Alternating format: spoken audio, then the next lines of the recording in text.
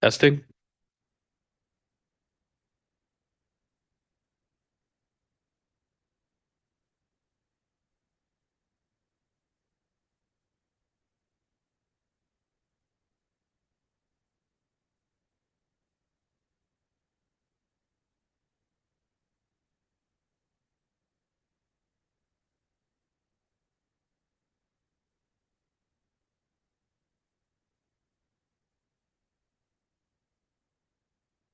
So, good evening, everyone. We have Chair Parks is not available tonight. She's not feeling well, and so we wanted to just start off by saying Vice Chair Eames will be conducting the meeting tonight. So, here we go. And we wish her well. So the first thing is the Pledge of Allegiance.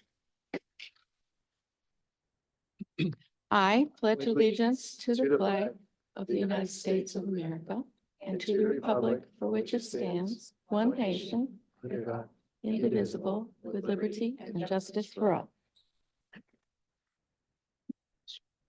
Now we do introductions for the public. We'll start with us. Member Harriman was running late, but he will be here later. So we'll start with Member Gallant. Donna Gallant, Ward 7. Megan Hurd, Ward 6. Ashley Medina, Ward 5. Craig Charpentier, Ward 4. Janet Bowden, Ward 2. Phoenix Guelphin, Ward 1. Elizabeth Eames, normally Ward 3, today Vice Chair. Jake Langley, Superintendent. Okay, Superintendent, would you kick us off with the budget discussion? Yeah, so for tonight's workshop, again, we have some slides, but we also have some guest speakers who will speak to their respective areas. So thank you to those who came tonight. I'll introduce them as they come up. But without further ado, I'll jump into the slideshow so we can do some review.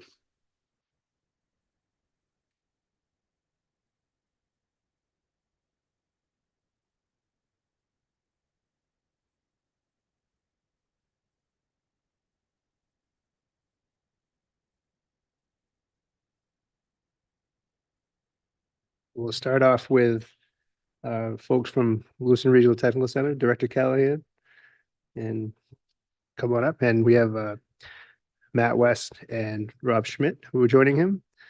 And I'm going to your slides now, Director Callahan. We'll start with some bright spots.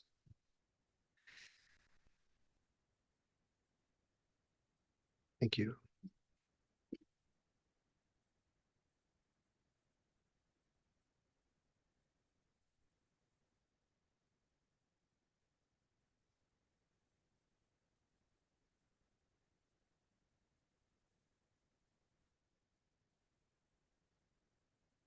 So Was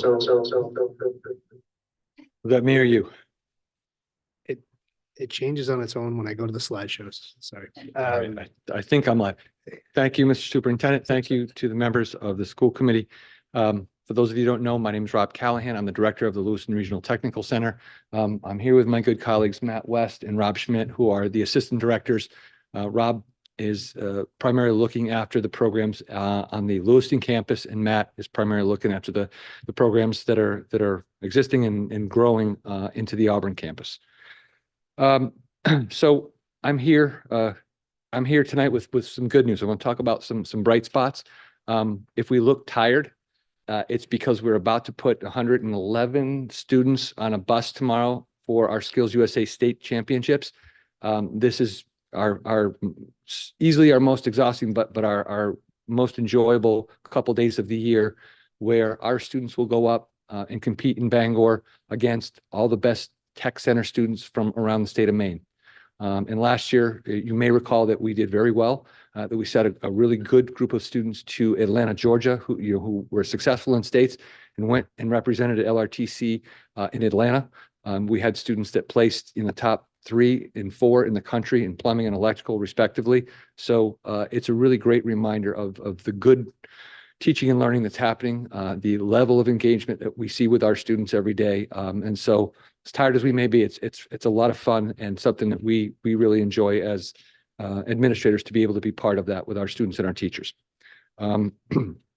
So with that, I guess I would just give you a quick snapshot about some of the things that are happening in the center in general as it relates to our programming and our budget. Matt's going to talk a little bit about, because I know we haven't had a chance to give you a lot of in-depth information about the Auburn campus. I know you've heard about our awesome new ambulance, which is we were going to drive tonight for a fact, but we decided not to. We're working on a Dalmatian for our fire truck, but that's coming. And Rob is going to give you, because I know in the midst of all of these new enrollments and the questions that we get regularly from parents and students about how does enrollment at LRTC work, Rob is going to give you a sort of a snapshot and an overview of what that's looked like. He's sort of primarily responsible for managing that for us. So let me start, like I said, with just a few thoughts about budget at LRTC. It's important to understand that the funding formula that the state of Maine has built is different from the regular K-12 budget. That for current technical ed schools, it really it boils down to the array of programs that any center offers and the amount of students that you have enrolled in those programs. So, for example, where we have our welding program, where that's more costly than, say, our business program, the state gives us a little bit more per student. Where we are the largest tech center in the state of Maine, we tend to see more subsidy than any other tech center. We have, again, the largest array in the state, and that is something that, again, will leave us this year just shy of $5 million in terms of the subsidy that we'll see. Unfortunately, the formula for the state does not include things like equipment, which is something that we rely on, transportation, which with Auburn on the map is something that we're utilizing every day, and sort of those differentials for students in terms of support and things like that when you see students above a certain level, 200 or 300 students. But again, I think we feel incredibly blessed because the city of Lewiston has been very supportive. And when we came to you 5 and 6 years ago and said, we have a crisis, and that is that we're saying no in terms of enrollment to students much more than we'd like to, this committee and the committee in Auburn, we're very supportive in allowing us to submit new program applications for the state to expand our programming and to offer programs like cosmetology and EMT that we've never offered in the past. So again, when I was here last year, I talked about a record level of applications that we'd received last year. The same is true this year, that we've seen more applications coming our way than we ever have before. We have, again, even with that expanded program array, the unfortunate task in a few weeks of saying no to students that we would otherwise enroll simply because of the fact that we don't have the capacity that we would like. I guess, when I say the Auburn campus, I would like to point out that, again, not only, and Matt will talk about this, are we talking about the Edward Little campus, but we also now are offering precision machining at the Central Maine Community College campus. And we're looking at a new partnership in the area of education, which is critical. I know you think very, very deeply and critically about how do we attract new young teachers. Part of what we would like to contribute to that conversation is the fact that we can grow those teachers here within our system and bring them into practicums and experiences, which will, hopefully cause them to feel as committed as we do to the Lewiston schools. So that Rob, in the works on the Auburn campus. if you don't mind, I just want to jump in and make sure we mentioned this prior, but all of these other campuses, all these other sites, the staff, the equipment, the safety responsibility, they all live under Rob and his team's umbrella. Yep. So even though they are off site, that part of that model it's kind of awkward to think that there's classes in Edward Little High School that Edward Little High School is, for all intents and purposes, not responsible for, but that we are. And so part of what I'll share more about later when we talk about, potential reductions in creative funding, Rob's done a very good job with the state to leverage the different funding to support the transition. So there's things like subsidy for the classrooms that he's looking to add, things like cost of equipment that he's leveraged from donations like the ambulance to using federal funds intelligently, like ESSER dollars that were specific for CTE. So just as we dive into the costs of CTE, know that a lot of resources have been leveraged to provide more opportunities for students, which is something we hear from all of the 6 schools that Rob serves. We need more seats. We need more seats. And so this expansion piece has been intentional, but I just want to commend you, Rob, as you dive into those kinds of pieces Yep. with the work that's happened to help make this transition even possible. And it's happening. So Yep. Thank you. I appreciate you saying that. Again, we feel it's critically important that we are good stewards of the tax dollar. So everything you're hearing from us this year is really with that how do we maximize value for students and for the taxpayer? We do view what we do as sort of developing the workforce of tomorrow. And even in some cases today, because our students are out in the field. So I would add that there's another piece of this that again, I heard from you last year, and that was looking at the relative contribution of our partner schools. So we serve not only students from Lewiston High School, but 5 other high schools. That's Edward Little, Lisbon, Oak Hill High School, Poland, and Levitt Area High School. And so we met with regional superintendents. Jake was part of this discussion and put out a request that they contribute. And we looked at a figure this year of just $30,000 per school to offset the cost of the things that we're talking about budget-wise this year.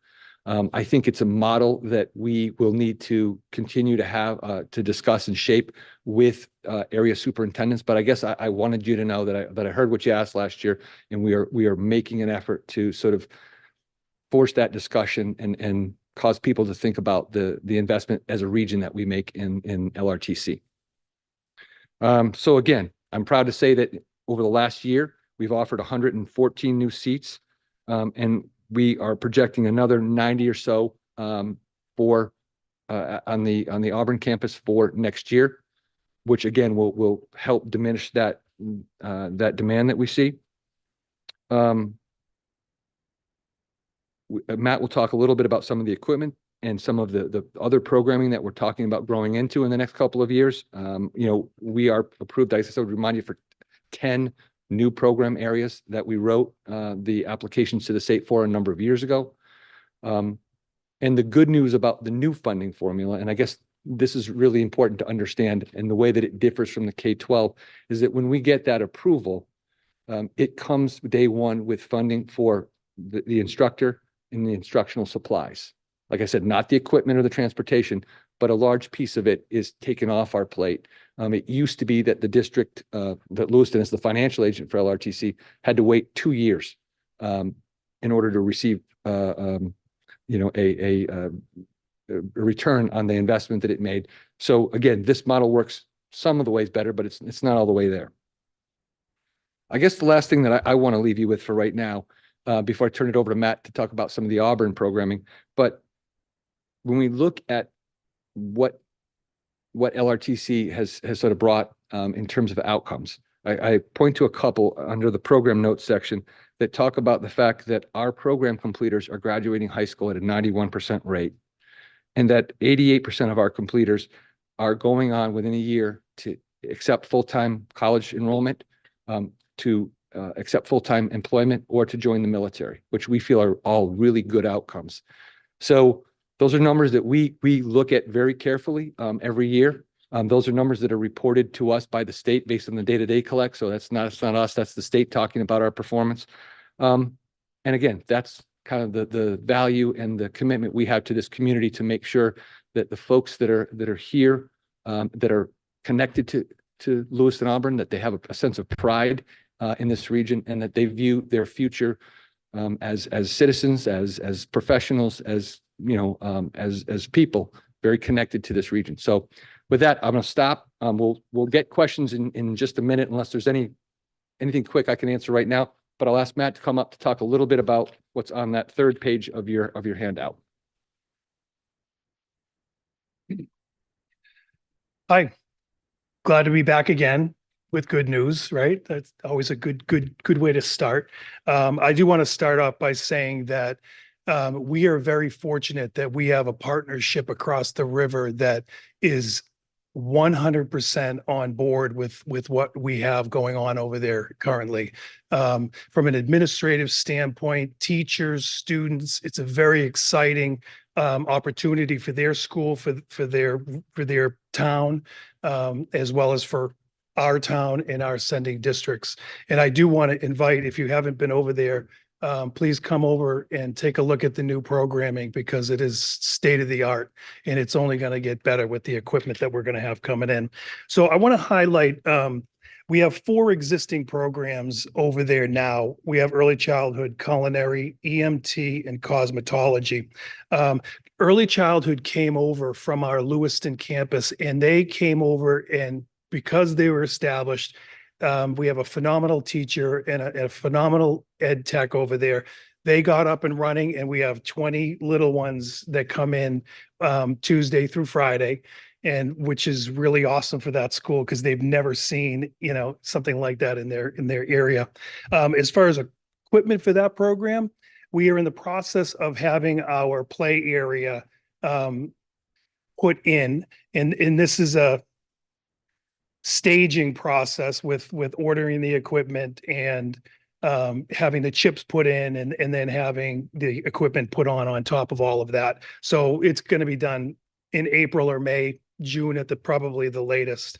There is a dual enrollment with CMCC, and we're looking to grow that partnership with CMCC. So as Rob said, our students have the opportunity to go to college. There's no doubt, but they're already taking that opportunity in a number of our programs.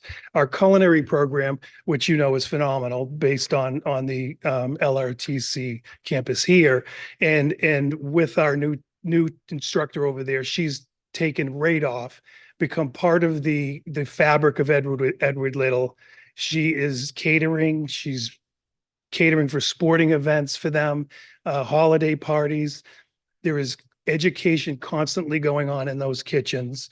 And they're also coming over here to collaborate with the Lewiston campus. So their kids will come over on the buses and stay on the Lewiston campus.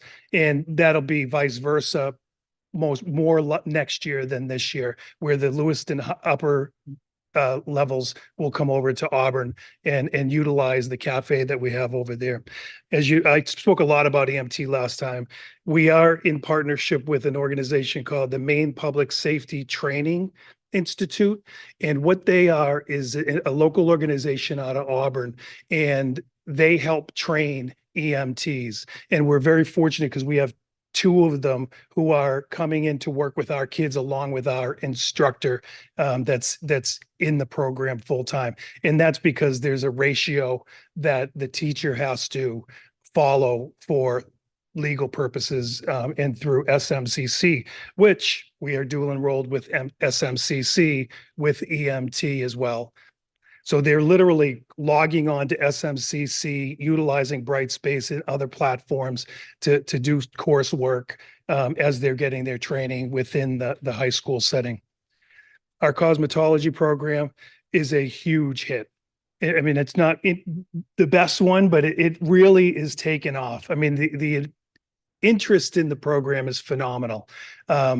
We've done an interest surveys with 9th and 10th graders this year from our sending districts, and the numbers for cosmetology were kind of through the roof, which we could probably open 2 or 3 more of those programs and we would fill them. But we have a great teacher there. They're currently cutting hair with mannequins. They can't work with people until they have 200 hours. So they're close. They're getting close to being able to bring clients in, do some haircuts, do some shampooing, curling. They're already working in the front area. If you've been over there, the mirrors and the lights and everything. So they're working with each other and curling hair, not cutting hair, but so they're having a great time over there. We also are working on an agreement with Aveda, which is a local cosmetology school and in Augusta. And what they're looking at is giving our students coming from our program the first year done in Aveda, which will be a huge savings for our kids because it's not community college. it's a private institution. So they're really working with us to make that happen. And as Rob said, we do have a PMT program over at CMCC. We have 12 students currently over there, and we have 20 seats available for next year. The students are dual enrolled over at CMCC as well. Again, if you haven't been over there, they have a state-of-the-art multi-axis CNC machines, vertical lathes, horizontal lathes, knee mill machines. They will work with machines that are probably more advanced than some that they might work in out in industry. So it's a great opportunity for all of our kids. So for programming for next year, we have firefighting and criminal justice. As you've heard, we have EMT, we have firefighting and criminal justice. Those programs are stationed within the school in the same area. So really, we have a safety complex over there that EMT, firefighting, and criminal justice. There's 3 big bay doors out where we have the ambulance is currently sitting out there. We're in the process of purchasing a fire truck. It's going to be coming from Ohio. This is a grant funded purchase that we're getting, which we're very fortunate because part of the CTE portion of Edward Little, there's grant funding in there for the CTE program. So we're able to utilize those funds to really beef up our programs. So this is one of them. And I will tell you that Rob wants to get a Dalmatian for the fire truck, but we're trying to talk him out of it. I don't know if that's going to happen or not. Right. The students, the objective is that the students are all going to be in the area. They're going to be working with each other because when they get out to their industries, they're going to be firefighters working with EMTs and EMTs with police officers and vice versa. So they will be working on those skills together. Some great real life experiences. Now I'm going to talk a little bit about the 25-26 school year. We have 3 programs that we're looking at: exploring health, exploring trades, and composites/auto collision. Now, you're probably aware from early on in this process with opening these programs, we don't just make these programs up. So we've done surveys, we've done research with local industry needs assessments, and one of the biggest one is health. The health services. We have more students, 165 students for 108 seats. With this new program, we're going to be able to bring students in the 9th and 10th grade to begin that interest for those industries. And we're working on how that will play out as far as scheduling with Auburn and all of our sending districts. Exploring trades, another one. We have so many kids every year that want to get into carpentry. They want to get into electrical. They want these hard trades. And what this exploring trades will do, we have one currently in LRTC Lewiston. This will be a much bigger space with a lot more significant equipment available to the teachers that are hopefully teachers, but probably teacher in that shop, and would really be able to develop a curriculum that is geared towards all of these industry trades that we provide, but as well as others that we might not provide. And again, we're looking at 9th and 10th grade for those programs. So within our survey and the research that we've done, we had planned on doing a composites program. Space is built, looks good, ready to go.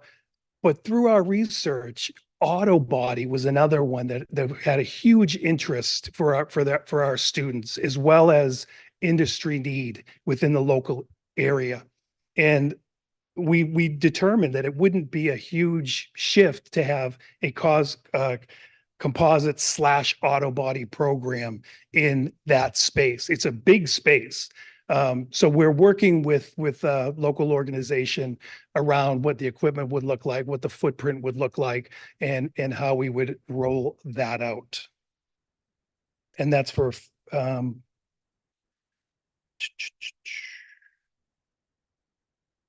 Yeah, that's going to be for 11th and 12th graders for that program. And that's all I have. Thank you. And here's Rob Schmidt. Hello, everyone. Good evening. I'd like to mention a little add-on here that Rob Callahan failed to discuss about our Skills USA trip, and that is the fact that those 100 students, 100 teenagers will need to be out of bed at 5 a.m. on Friday morning. So wish us luck, please. I'm here to talk about the enrollment overview, and some of you may know how this works, but I really want to try to make sure everybody really has a good grasp on it. We work in a partnership between us and our sending schools. That partnership is very positive. We have fantastic communication with the guidance directors and the principals of those schools. We talk all the time about individual issues, how we can help their students, how they can help, and so forth. The seat allocations every year are guided by a cooperative agreement. That agreement is with all 6 of the sending schools, of course. And within that agreement, it's the guidance directors that really make the placements of students. They know their students very well. We will sometimes, if we need to, have some conversations. If we hear certain students are coming or certain students are not coming, we don't make those decisions, however. The guidance directors place their students for the full term of the program, whether the program's a 1-year or 2-year. So that presumes that if a student successfully completes the first year of the program, they automatically move into the second year.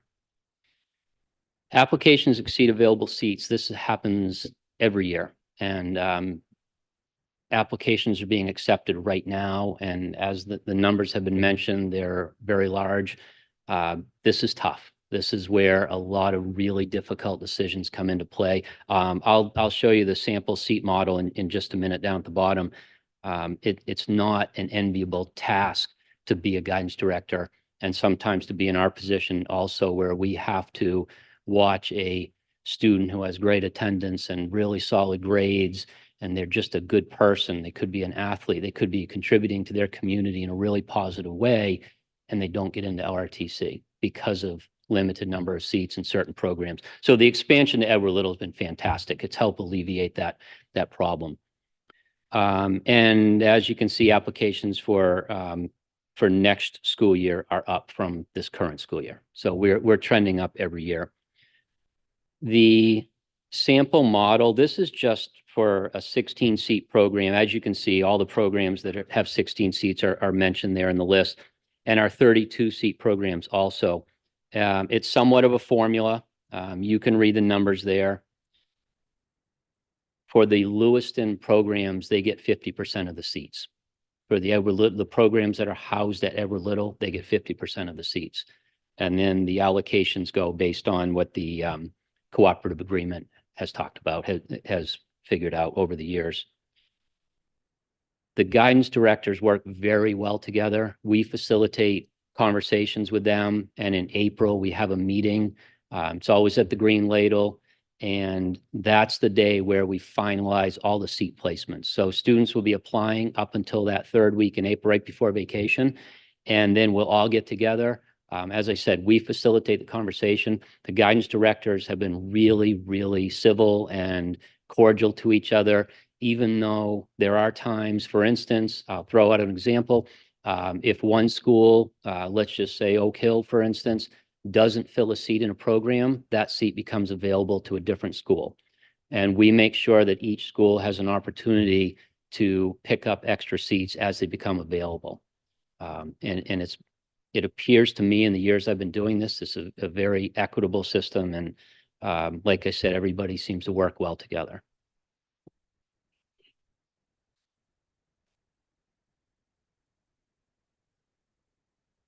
Just one other or two other very quick things, and then I'd be happy to open up for questions. One is that one of the other partnerships that I want to mention has to do with what we're calling academic pathways.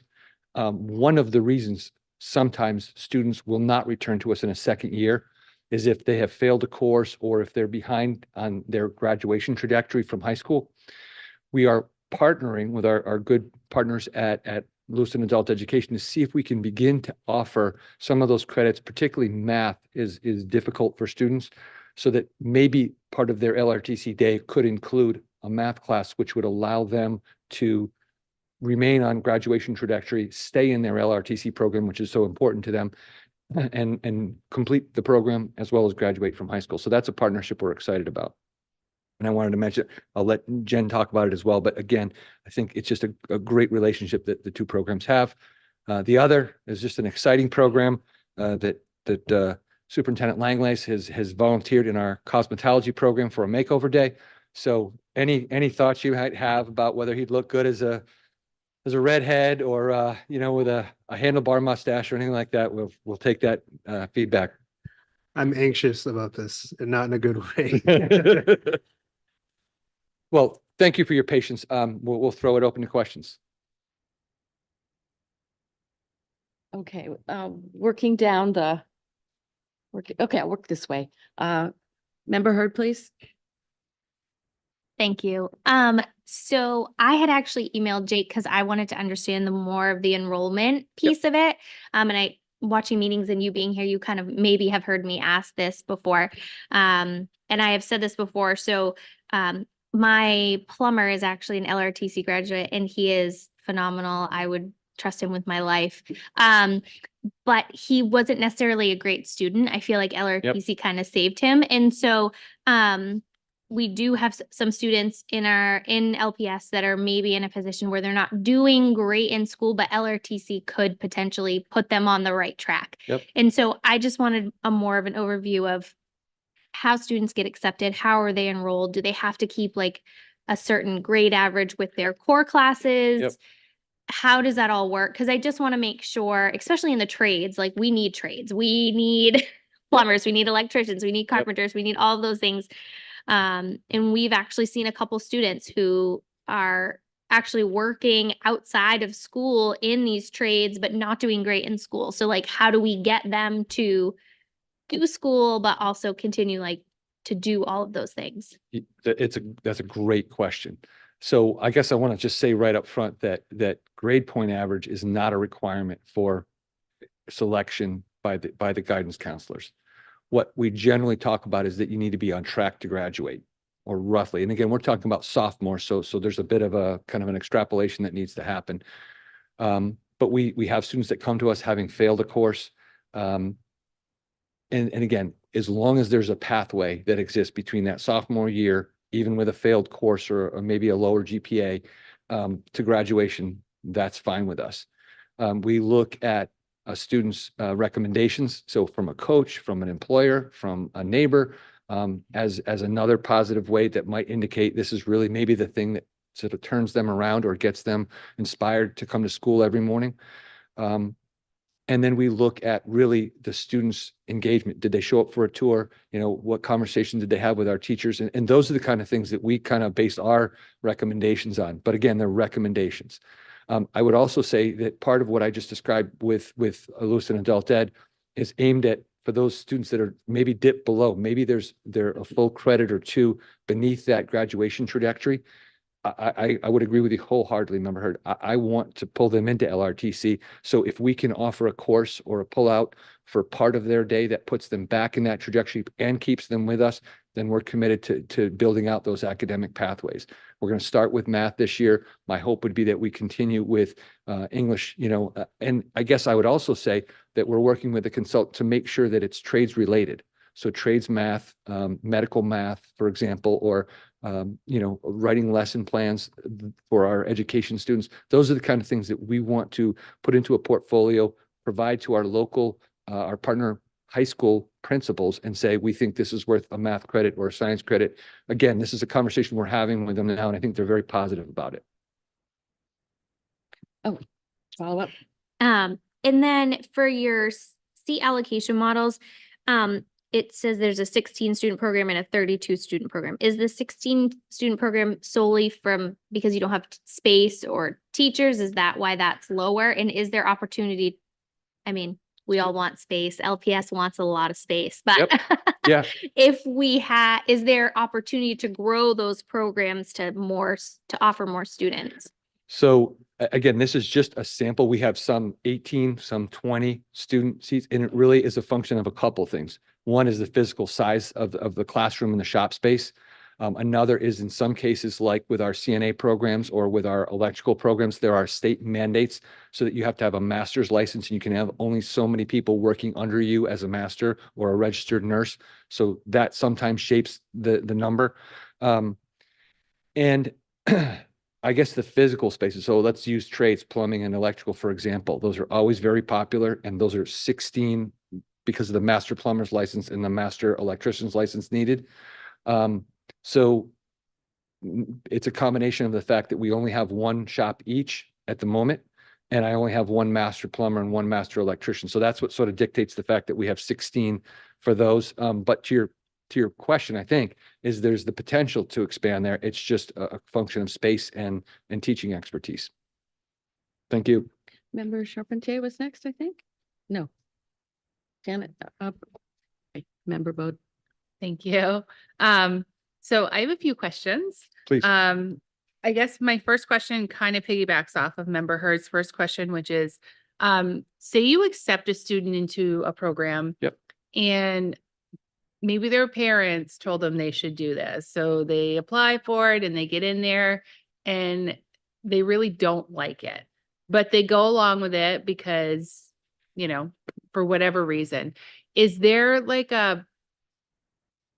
an expectation for students, I don't know how to word this. Did the teachers ever make a decision like, oh, wow, like you really don't want to be here. Like I can tell you don't want to be here. Does that ever happen in LRTC where like, is there a drop period where the teacher could recommend like, yo, this isn't for you. Like, let's look at something else, or does that happen that frees up space for another student who might be on a waiting list? Yep. That's a Okay. great question. So frequently we have students for a variety of reasons, a change of heart. You know, I thought I wanted to do this and then now I don't. Or a new learning about themselves. It's not uncommon, for example, in our nursing program, the first time students are exposed to blood and they say, you know, I fainted, or this wasn't for me. Or they work in our preschool and they're confronted with the programming for 24-year-olds every day and realize this is not what I thought it was. So we have a student services coordinator that will work with that program instructor and that individual student and their family to say, what else might be for you? So we do see, we have about a 2-week add drop period at the beginning of the year where we will move students. So if they say, you know, this is just not for me, or I've accepted an internship, you know, again, I tell students that's not a bad outcome. That learning about yourself is really what we're here to do. So what else do we have that's available? And we will walk students around. We've moved them from business to nursing, or we had a student from business to EMT recently. And again, those are good outcomes in my mind.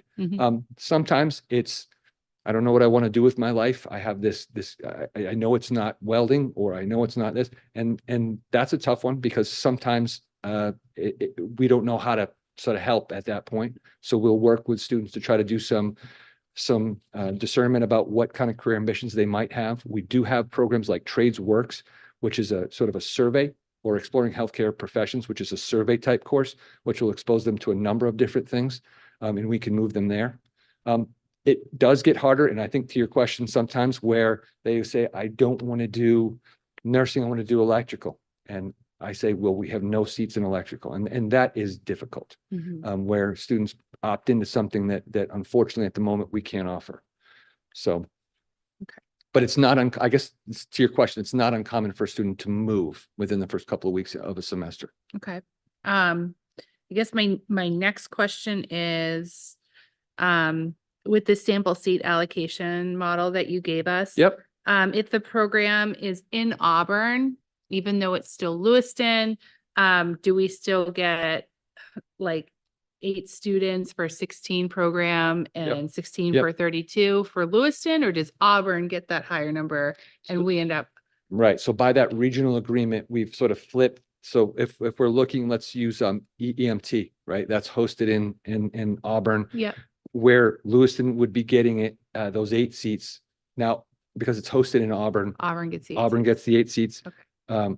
Lewiston gets the 2 seats, and so on. I guess I would also say this though, and I think Rob did a good job describing what's a very complicated process, but it's not uncommon for the guidance directors to trade and to say, I have 7 kids that are really interested, but if you give me an EMS seat, I'll take an electrical seat. So what you're seeing here is sort of the model, but it rarely ends up that this is the distribution. It's more often the case that, because of the different levels of interest at a school in a given program in a given year, that this sort of fluctuates. And I think it does speak to that relationship. I think I would also mention that when you see those available seats, those 2, that's really where they're sort of wild card seats. Not, it's kind of a crude term, but the guidance directors will come and make a case for a student that said, this is a student that's been preparing for this. I really think that Lewiston High School should get this additional available seat. And they make the cases and they make a decision as a regional group. And it's generally a pretty good one based on what they're hearing. I was kind of afraid of that. I have a freshman that wants to go cosmetology, but seeing that might not be an option for Lewiston if there's such few seats. Yeah. And then my other question that I had, and then I have a statement. So my other question was the Exploring Health Yep. program that you're looking to start. Yep. Are you going to offer like a phlebotomy class? And I only ask because I remember CM offering a phlebotomy class, and it was just a one-time class that you take. And I just think that would be really cool for our kids to be able to like jump into the Red Cross or something and have that Yeah. skill. I'm smiling because I think that, so we've had a lot of students that have asked us about a second year of nursing with some stackable credentials, phlebotomy being kind of at the top. Mhm. So we're talking about this. Westbrook has a program that we're learning more about. It does involve, it's complicated. It involves live draws and things of that nature. Right now they're doing them on the director. The students are doing them on the director. So I think we'll have to see. But I guess we're thinking about reworking our CNA program where we'd add a second year to it potentially, and then adding those stackable credentials, phlebotomy, medical assisting, and the like, so that students could continue on and again, become all the more marketable. But we get that question a lot. Okay, good. Something that I've thought about. And then finally, I want to say, just from a budget standpoint, just historically for the other members, Director Callahan never really asks for anything. It's actually pretty amazing at the caliber of skill and success that comes out of LRTC for a program that doesn't come before us like, we need more money, we need more money. That doesn't happen, and I'm blown away by it every year. So I appreciate that. And I also want to offer up my hair to the cosmetology program because I could actually really use a hajacut. So So We have a seat right next to the volunteering. superintendent. I'm volunteering my spot. that Oh, you wait, get reserved these for- names down. Janet. Oh, no. You don't get off that easy. but that's all I had to say. So thank you, Director Callahan. Thank you. Very kind. Member Gallant? Hi, so my question is, if a sophomore goes in for a 2-year program, Mhm. what do they do in their 3rd and 4th year? Do they continue to build their skills, or is the training done and they just go back to their regular school? So that's a great question. So the students that we will enroll in the fall are, generally speaking, probably about 96% of them will be juniors and seniors. We have, except for our CT exploration program, one section of it, we have no freshman or sophomore students, which is really difficult. I guess I would get on my soapbox for a quick second and tell you that the state of Maine, unfortunately, has one of the lowest participation rates of CTE in the country. It's about 18% of high school students that participate in CTE programming. Many states are over 50%. So when I talk to you about waiting lists and demand that we can't meet, I'm talking about just rising juniors and seniors. We have very, very limited offerings for folks that, again, I think Matt mentioned this a little bit, that for a lot of 9th and 10th grade students, and I think John Radke, if he were here, would agree with me on this, that are actively thinking about whether I stay in school or not. And for us, the idea that this exploration is maybe a toehold into CTE to keep them enrolled and keep them on a pathway, it's slim. But so unfortunately, again, when we're talking about those 2 years, it's just those junior and senior years. It's not even the freshman and sophomore years. Or member McLaughlin. So along with the ninth and 10th graders, miss, I'm sorry, I don't remember your name, but that will, no, I was with the hat. Yeah, your question about the students who are struggling or having a harder time in the schools. These programs would give, especially the trades, exploring trades, would give that student the opportunity to begin that process, and we could grab that student early on and hope to, give them that, exactly what you're looking for. So I just wanted to add that. Member McLaughlin. Yeah, thanks. I had two questions. Please. One, just picking up on that thread earlier about academic pathways. Mm. Is there potential for things like business math, things like that to be the math? Because I've always wondered that actually, Yes. for some of these likely potentially leading to self-employment, working for a small business, knowing how to do books would be pretty crucial, I would imagine. So that Yes. makes some sense to me anyway. So I was curious about that. That's a great question. We've hired a consultant that we're working with, a curriculum director. And so she's helped us build out a technical math curriculum for starters, but I think medical math and business math are not far behind it. Right. We would like to have that array so that students could come in. And again, if they're in a business, in our business academy, but deficient a credit or two, in math or written communication, that we'd have a business communications class and a Yeah. business math to offer. Great. Yeah. I mean, I could see, right, on communications as well and writing a business plan and all that. There's plenty of English required there. Yeah. Great. And my other question was just, could you say a little more about how exactly you do select which students Yeah. are enrolled, given that it's oversubscribed? Yeah. So again, I guess I would emphasize that it's not us doing the selection at all. That it is so for example, Rachel Moore is the guidance director at Lewiston High School. Ultimately, it's her and her team that will do. So if a program has 8 seats available to it in the plumbing program or in the nursing program, it will be Rachel and her team that review those applicants, and then makes a decision about those 8 students. And then I guess, because I heard it before, there is also a waiting list. Member Bowden, I think, asked. So we keep an active waiting list. Rob created sort of a real-time Google Doc or spreadsheet that every guidance director can see. So as soon as a seat pops open, they see it come open, and they will call us and say, is this available? And at that point, we say, if we can get someone from that home high school to fill it, we'll do that. We give it a couple days, and then we'll bring in someone from maybe one of the partner schools. But so we don't make those selections. It is those guidance directors, again, primarily because we don't know them as well as Rachel does. She knows her students really well. Her team has met with them for the last 2 years. So we rely on their good judgment and some of those criteria that we talked about to make those decisions. Member Hurd? Thank you. So we had transportation and nutrition Monday. And we have been talking a lot about buses. I'm sure you've heard a lot about buses. And so we were floating around the idea of what if we had our own fleet of buses as LPS, as like Auburn does. And she kind of just told us that she doesn't have the space if we needed it worked on. Apparently the curb over at the high school has taken out quite a few tires. Is that how she said that? She talked about the curbs. I think the analogy was connected to those things then require maintenance, and we don't have a facility to do maintenance on full-size buses. So I'm thinking we don't have a facility, but LRTC could potentially have a facility that could do something like that, or no? So You just need room to pull in a full-size bus, have the right lift equipment to get it up off the ground and be able to get it back out. So like the tech center right here, for example, I would say it'd be tricky to get a bus in and out of their shops. And I don't know that the lifts are designed to pick up vehicles of that size, but Rob might. Yeah. know more. So having said that, we purchased 2 buses. So for example, to go to Bangor, those buses will be their own, by LRTC, and they will be driven by our teachers.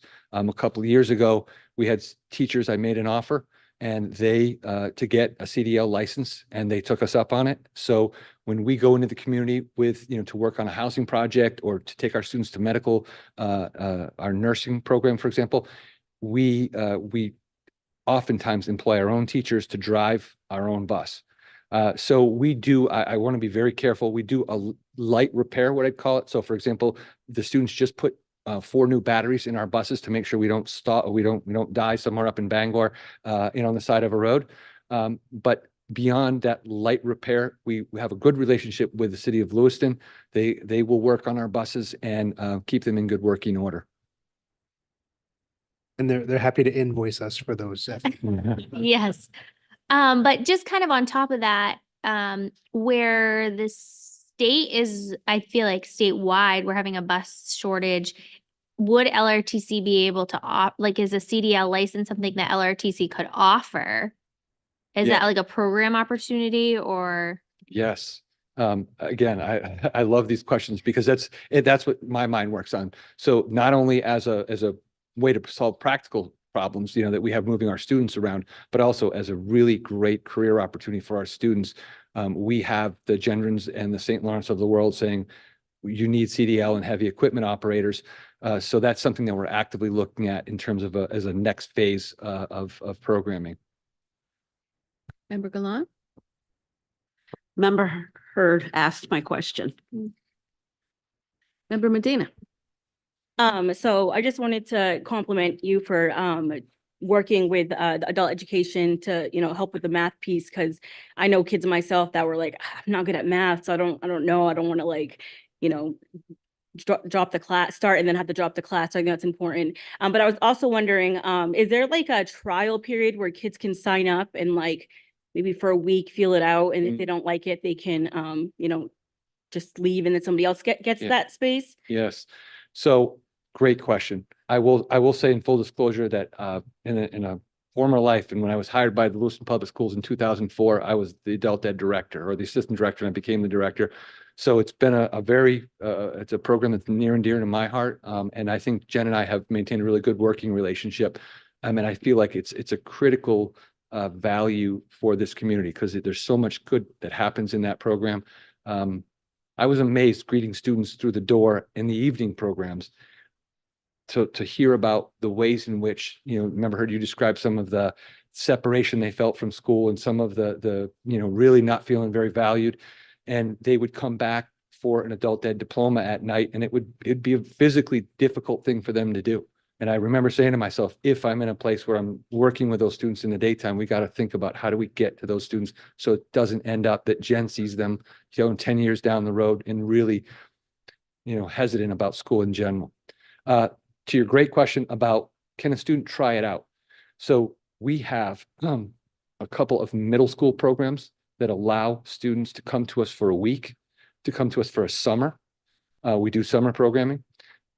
To mentor with current students so they can come to us.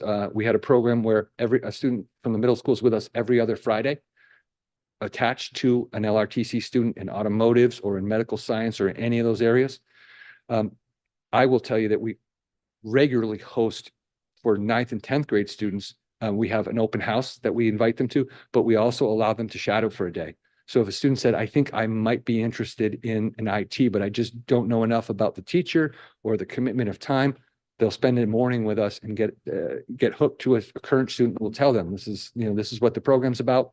And again, we do that pretty regularly because I want them to feel like they're making informed decisions when they send that application.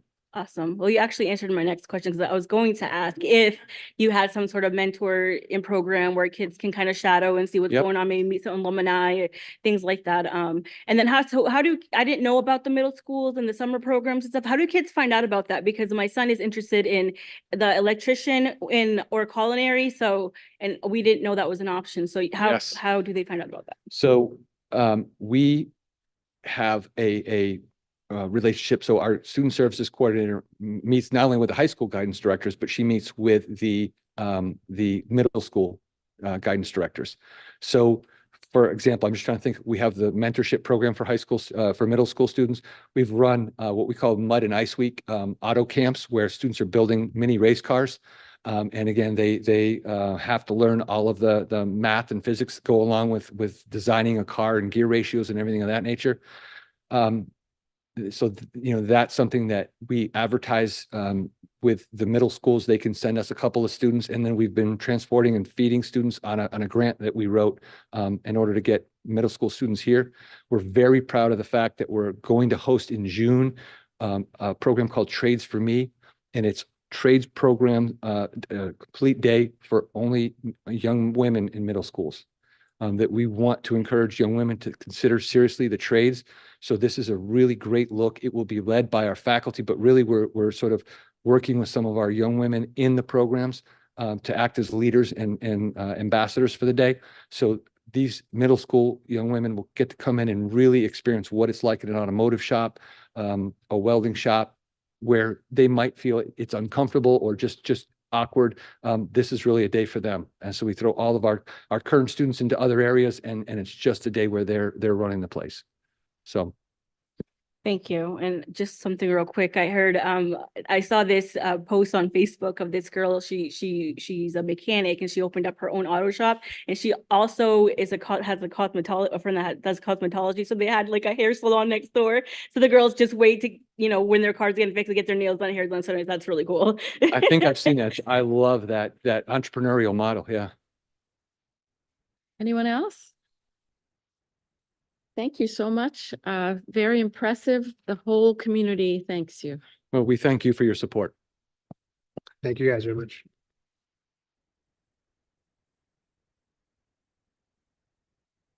Or a couple slides that I didn't click through necessarily, but a lot of examples of students learning by doing. And I know you have the slideshow, but I just wanted to put it up for a moment publicly.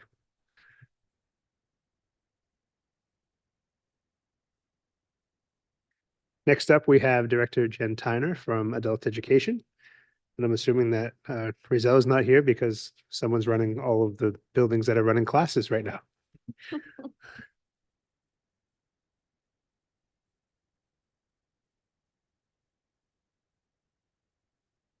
right, hello. Thank you for giving me the opportunity to speak with you this evening about adult education programming. This particular slide kind of accompanies the handout that you received in your binder. So I just wanted to walk through some of the enrollment numbers. As Jake introduced me, I'm Jen Tyner. I am the director in Lewiston. I'm also a shared director in Auburn. So I spend about 15 hours a week over at Auburn Adult Education in a shared capacity. My assistant director in Lewiston is Rizal Ward, and she is over at Longley tonight, helping to supervise some classes. Our enrollments in Lewiston have really grown over the past year, and that is definitely a highlight of this presentation. I've shared with you some numbers to show the breakdown of those enrollments, but when I was here in front of you last year, our English language learning numbers were half of what they are now. So when you take a look at our enrollments being over 1,000 students in our English language learning program or English language acquisition program, it's actually really quite impressive. And then the other numbers show the breakdown. So we do in adult education, we do 3 types of programming is typically how I describe it. We have academic programming, workforce programming, and enrichment. Our enrichment programming is our community education. And so on the slide, you can see that I've broken down some examples of what those different types of programming look like. And in our academic branch, we do everything from pre-literacy with English language learning all the way through college transitions. So, and anything in between. We have English level learning 1 through 6. So you actually can go to English language acquisition classes until you turn into an adult basic education student and then work your way up through adult diploma or high set. And high set is the high school equivalency test, which a lot of people kind of remember as the GED. It's the same type of assessment, just a different vendor, if you will. I like to say it's like tissues. There's Kleenex and Puffs. They're the same thing. They just have a different brand. And so our staffing, we have 25 staff. That includes everything from our admin to teachers to support staff. And there is a breakdown in your binder specifically to show what the breakdown of the staff looks like. Our classes now, our academic classes, typically for English language learning, we have about 25 students per one teacher in one class. And those classes are really full. We can't really fit any more people in those rooms with what we have.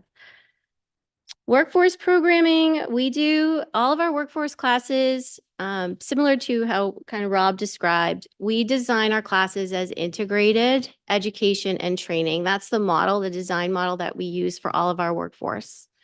And what that means essentially is that we look at what are the academic skills that you need to be able to be successful on the job. So that might be like your example of business math, for example. Or we do construction math as another example.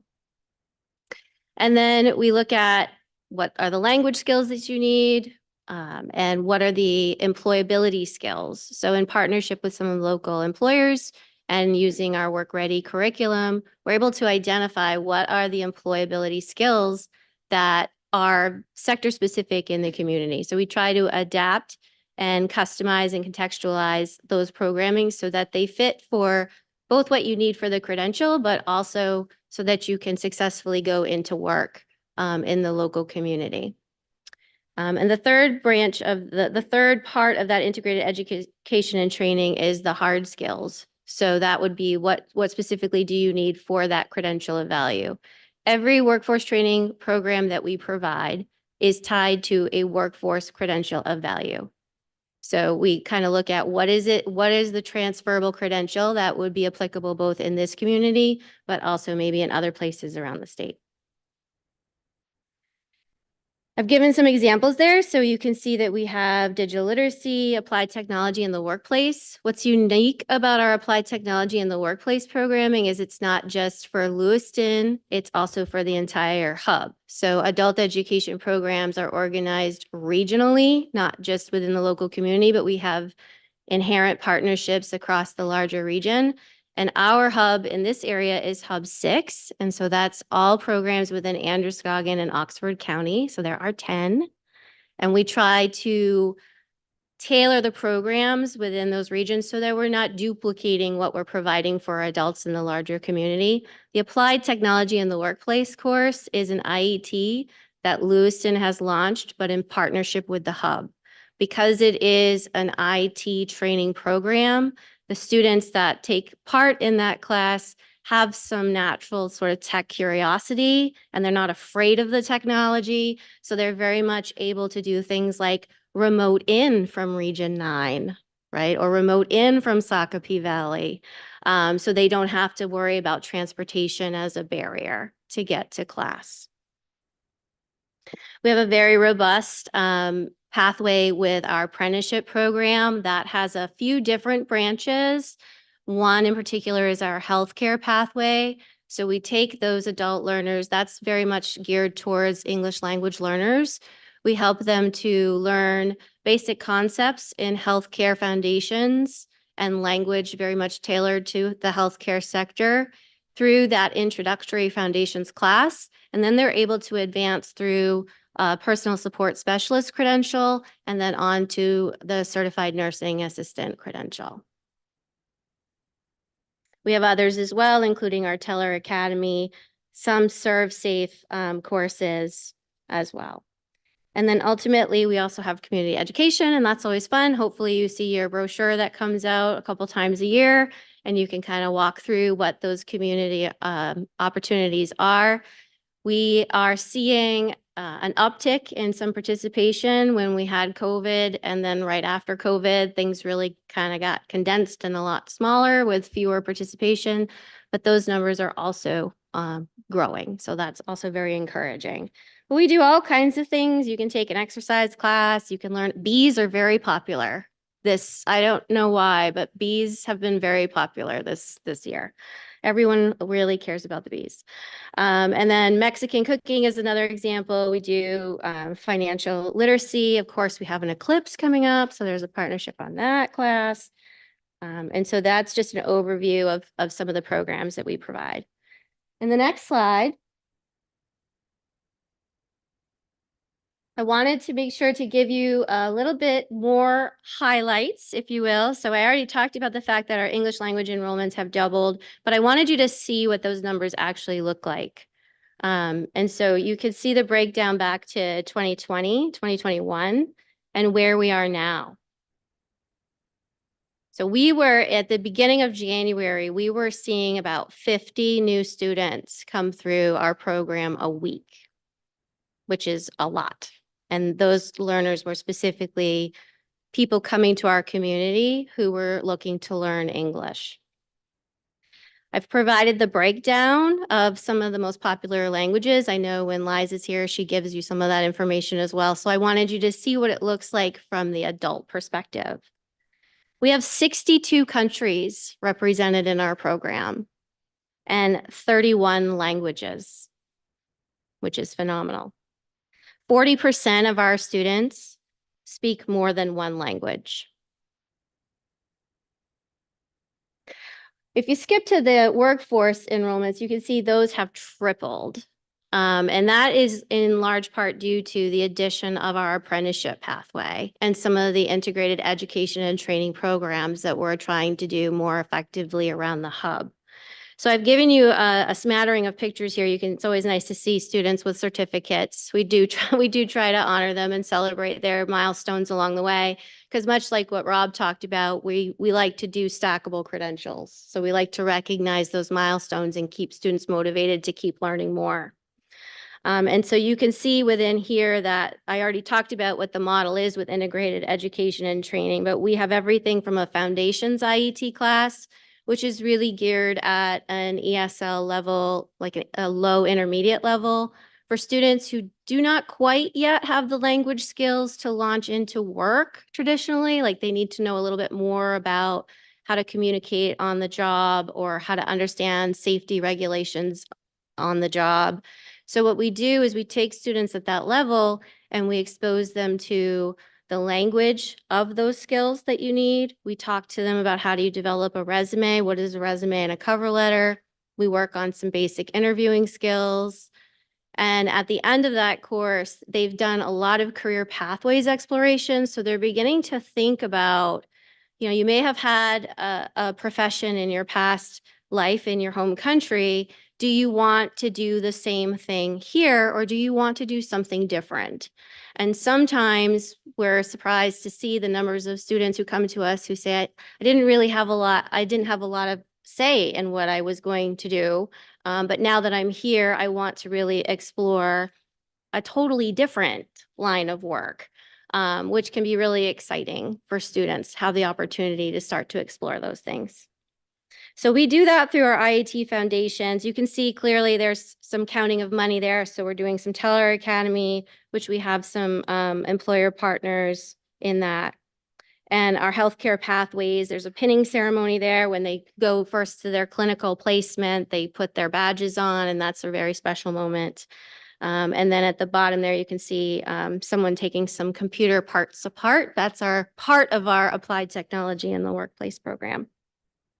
So definitely some highlights, some things that didn't make the slides because when it happened, I just wanted to mention in addition to these highlights and these celebrations, adult education also participates in our district level work, right? So we had an SEL day on Friday, just like the rest of the schools in the district, and it was really fun. We had over 100 students who participated. They had the opportunity to do up to 3 different work groups. So they had workshops that were organized. Every workshop was an hour, and they got to experiment with things like Zumba, or we did a workshop with the Taste of Maine. So to have students get to experience, like to learn things like what's the state bird and what's the state flag. And then on top of that was, here are some foods that are kind of unique to Maine, and are you interested in trying them? Let's just say clam chowder was not a huge hit. But Moxie was, which is also very interesting. Yeah, I know, right? Yeah, but it was. So we had quite a lot of different opportunities for our students to participate in that, and they loved it. And we got a lot of feedback back that was, can we do more of this? And can maybe next time, can we help lead some of the workshops, which is a really exciting opportunity for us to explore how we could do that. We do some partnerships as well with our multilingual department. So you may have heard Liza talk about the RSIG grant. Adult education helps to facilitate some of that programming with our family literacy workshops over the summer. And we do a lot of work with our community to talk about what is school like in Lewiston Public Schools. Like, who is this guy, Jake Langley? Who is he? What does he do? How do you talk to your child's teacher? What do you do if there's an issue at school? How do you play Foursquare? Right? Like, it's stuff like that that we take the lead to try to kind of walk parents through some of those things, and sometimes with their children when we're able to do those joint workshops.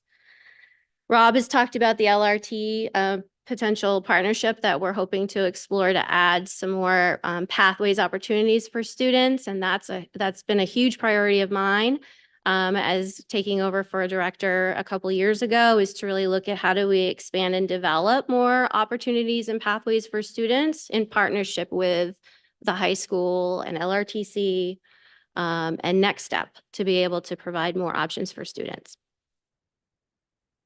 We also do outreach at New Beginnings. That is something that has really picked up this year, and that's been a great partnership that we've been able to provide some customized opportunities for students who are trying to get enough credits to graduate. And we do programming at the Androscoggin County Jail, which is also something that a lot of people do not recognize or know, that we do go there to do actual instruction with inmates, and then we are able to do high set assessment with them when they're ready.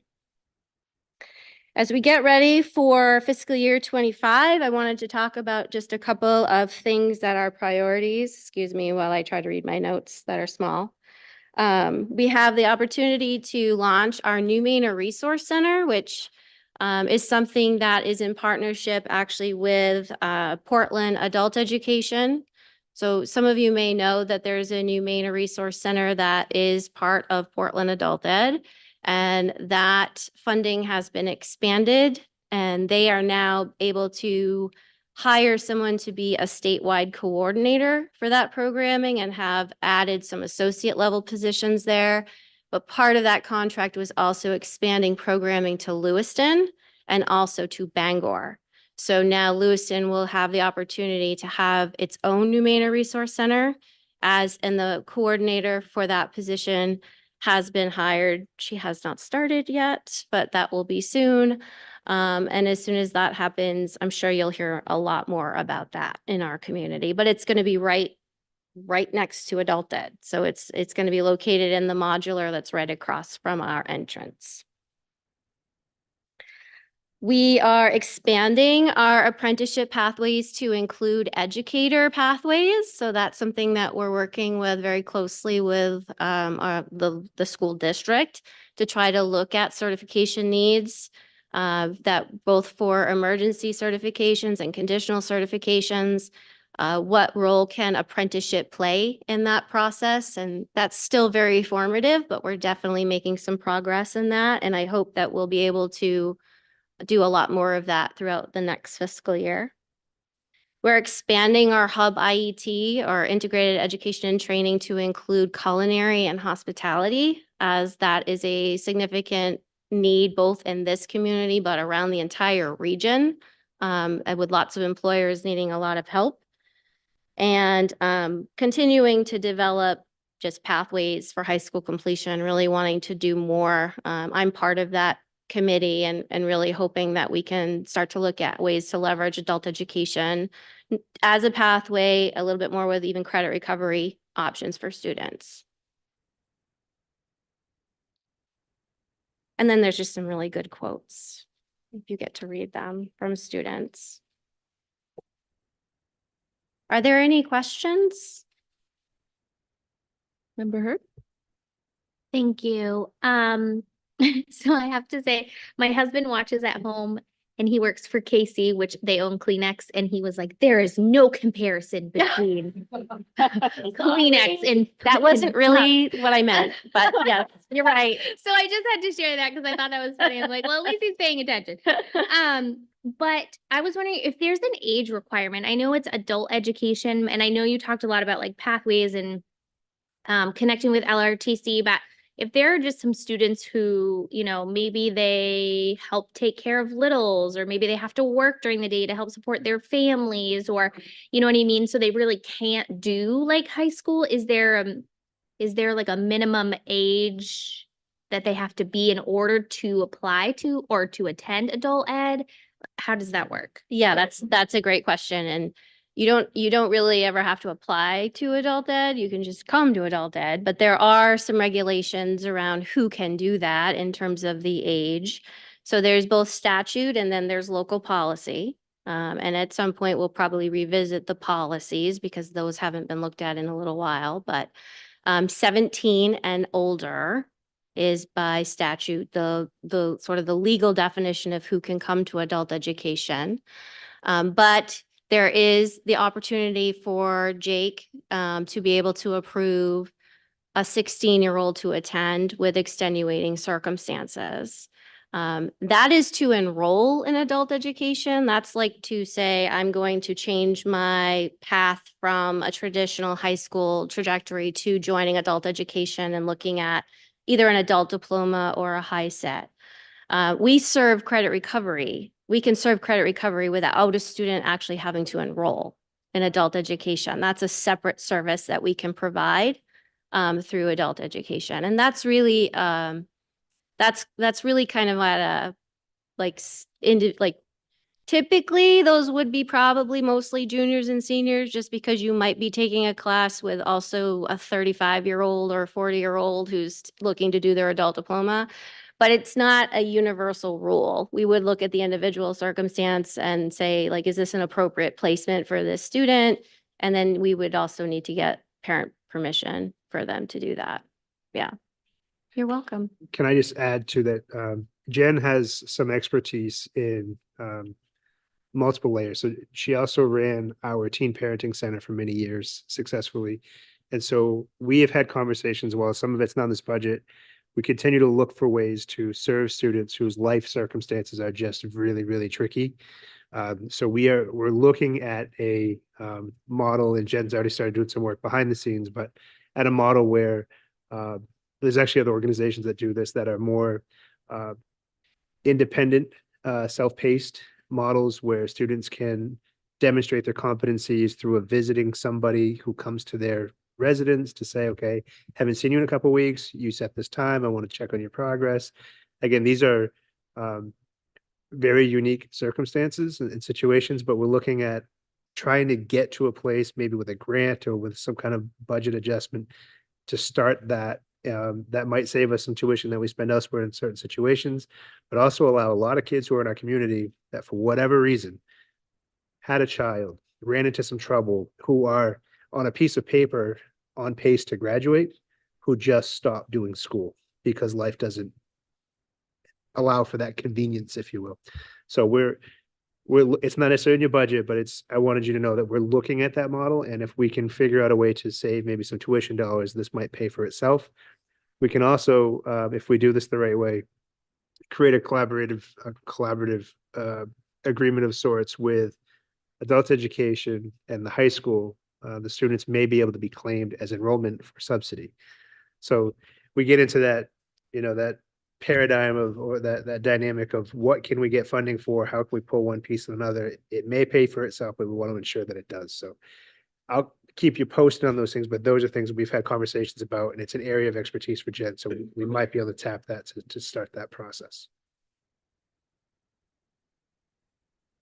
Member Galat? First of all, I would never have thought that adult education is part of LPS. I just, I thought it was a separate entity, and, and I'm like, oh, it's not, obviously. So where are you located? Where is the adult ed located at? So we are located on the Longley campus. So when you go into Longley, we're in sort of the back end of the building, which is the original elementary school side. So we're in the same building as Next Step. But not in the basement anymore, which is great. Thank you, Bill. They also have programming that exists at the high school and for the new members, not only does it fall under LPS, but I don't know how long ago now, probably close to a decade ago. Actually, it was when Bill Grant was the adult ed director. Do you know when it was, Bill? For the effort to combine.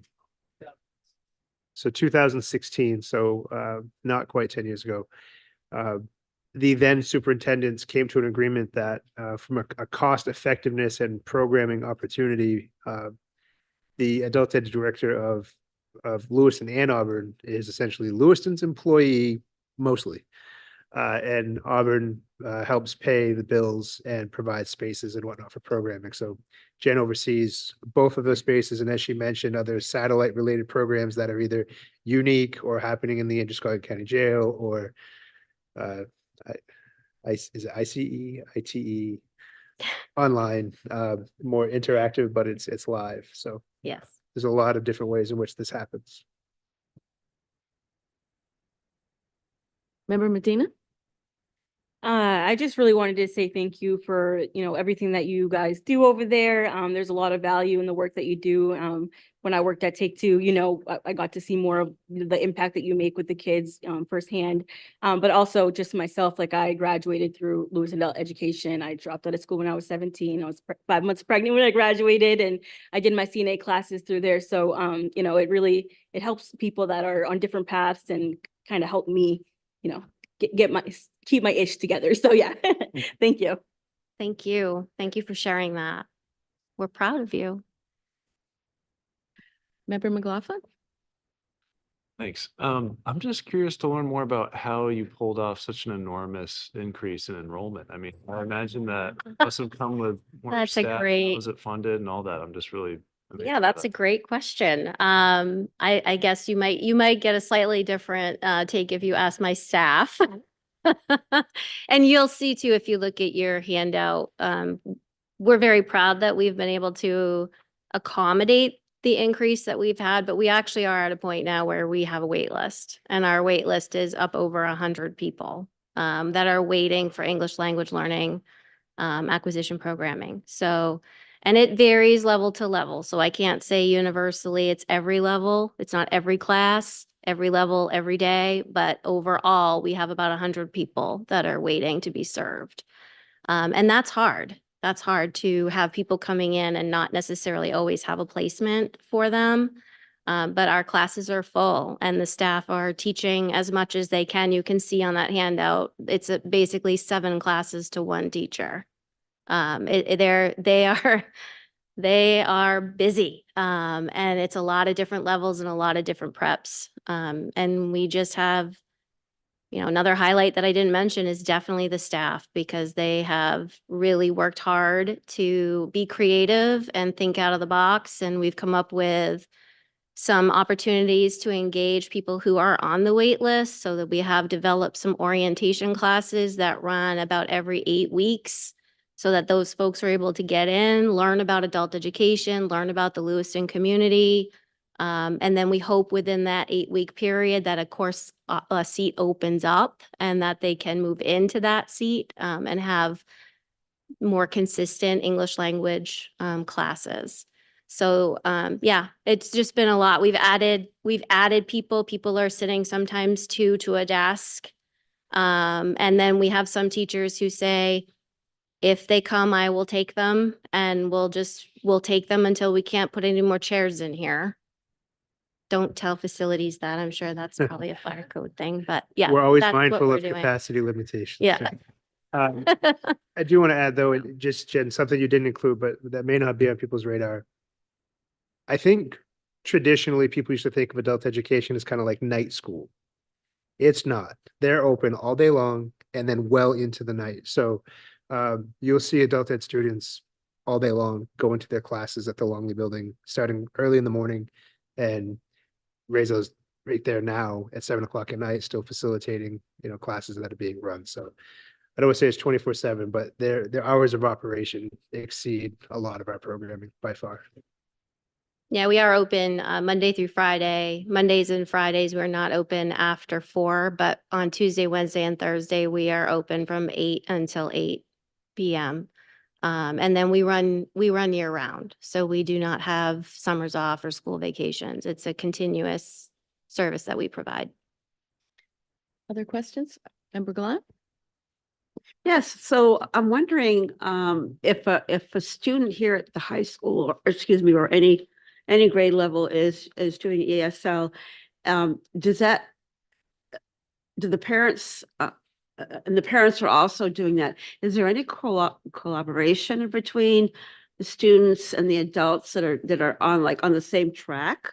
I'm just wondering if that's if you have a unit there, a family that's doing ESL, I'm wondering if there's any.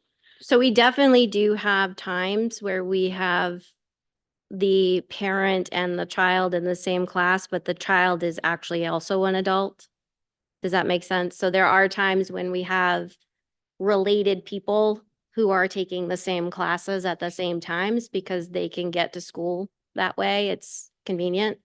But we don't necessarily have we haven't really developed a course where we would take students from the high school or students from the middle school with their parents and do something together with them. What we have done, and it's not necessarily for language acquisition, but those partnerships where we've worked with parents who we have in our program who also have children in the elementary schools and try to help them with understanding school systems and understanding how do you what is access testing, for example, like what is that and why does my child need to do that? Or how do I read this report card? What do I do if I'm not sure what my child is supposed to be doing? They've gotten in trouble at school. I don't know what to do about that. Those are things that we do. I'd love to do more, but we do some of that. Any other questions? Again, thank you, the community. Thank thanks. you. Oh my gosh, thank you so much. Thank you, Jen. So I'm going to jump back to our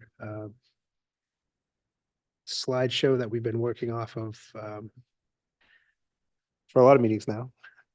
There it goes. Stop it.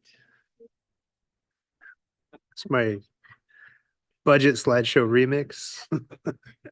I still don't know why. Every time I go to present, it changes the audio. Different slideshow. Yes.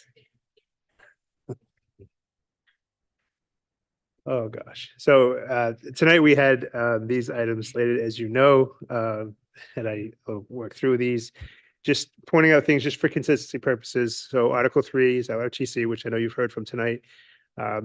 Very similar to what we've talked a lot about already, but again, contractual increases, insurance costs, the new administrative position for the EL site, and also new positions for programs. But these are the areas where Rob has been very creative with how to scale out that with the cooperative agreement, leveraging other funds. So those positions don't live in full in this budget. They live in part in this budget, in part in a grant, in part in the cooperative agreement. So it's Rob's trying to weave this transition of growth and programming so that's not too big of a hit directly. But I will say philosophically, I try to think in a greater good sort of way. So when we look at the seats and the enrollments, I want to consider the greater good for our kids as a whole, not just in Lewiston. So any of those opportunities to me, I think are a plus. So we've supported it since before construction started, and there was an idea of what if they were programming over here, over there in Auburn. So that work continues. Subsidy is up and it helps pay for those new programs. And as Rob mentioned, it's not a delayed experience anymore. For those of you who are not here, when Rob mentioned it, it was really a reimbursement model. You spent for a year, you waited about a year and a half, a year and 2/3 before you got your money back. And so Lewiston as a region sometimes took hits financially that we don't take anymore. Again, the model's not perfect, but because it's direct, when he starts a new program, like next year looking to do firefighter, that subsidy that will help pay for that class and those supplies will be immediate and not waiting 2 years for that to come. And also at that bottom bullet there, the regional schools have been asked for contributions. You may see that in the media, you maybe already did, or you will, because other schools have brought it up in their budget meetings, but there is a cooperative agreement amongst the 6 schools, and we've already started conversations about with expanded programming and different seating ratios. It's a regional responsibility to take on some of this burden. Superintendents have been at the table. Rob's pitched ideas on how that ratio could break down to support it. And that will likely take effect next school year. But again, it's going to pair that cost of transportation, new sites, what have you. Speak for Rob, even though he's in the room, he's open to new programming and how to get it off the ground. It's really about some of that startup cost and space. And so as we look at that, and obviously hiring qualified instructors because of the credentials related to the programs, but we're very interested in how we can grow things. Rob's not one to brag much, but he's also looked for grant opportunity after grant opportunity to do the middle school piece, the summer piece. There was a robotics piece at one point. So that's all, he's got his fingerprints on all of those things. So a lot of good work happening. Article 7, school administration. If you look in your binders, it's actually not up much other than contractual steps and salaries, and that's in the collective bargaining agreement. We don't have additional costs in that specific area. In one sense, there's the growth in administration, but it is connected to that satellite campus. And again, that funding is being leveraged to make that happen. Adult education. So structurally, adult education does not land in your articles. And I know I mentioned that prior, but it's kind of more in the forefront tonight. The things that when we go to vote, this becomes its own separate item. And so just so you know, well, at least from the warrant article, that is the referendum.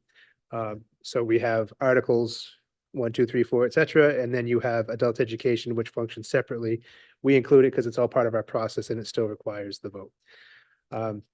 Similar cost there, teacher increases, benefit increases, but our local impact is essentially flat when we compare the growth in the grants and the opportunities for students and looking at the overall increase.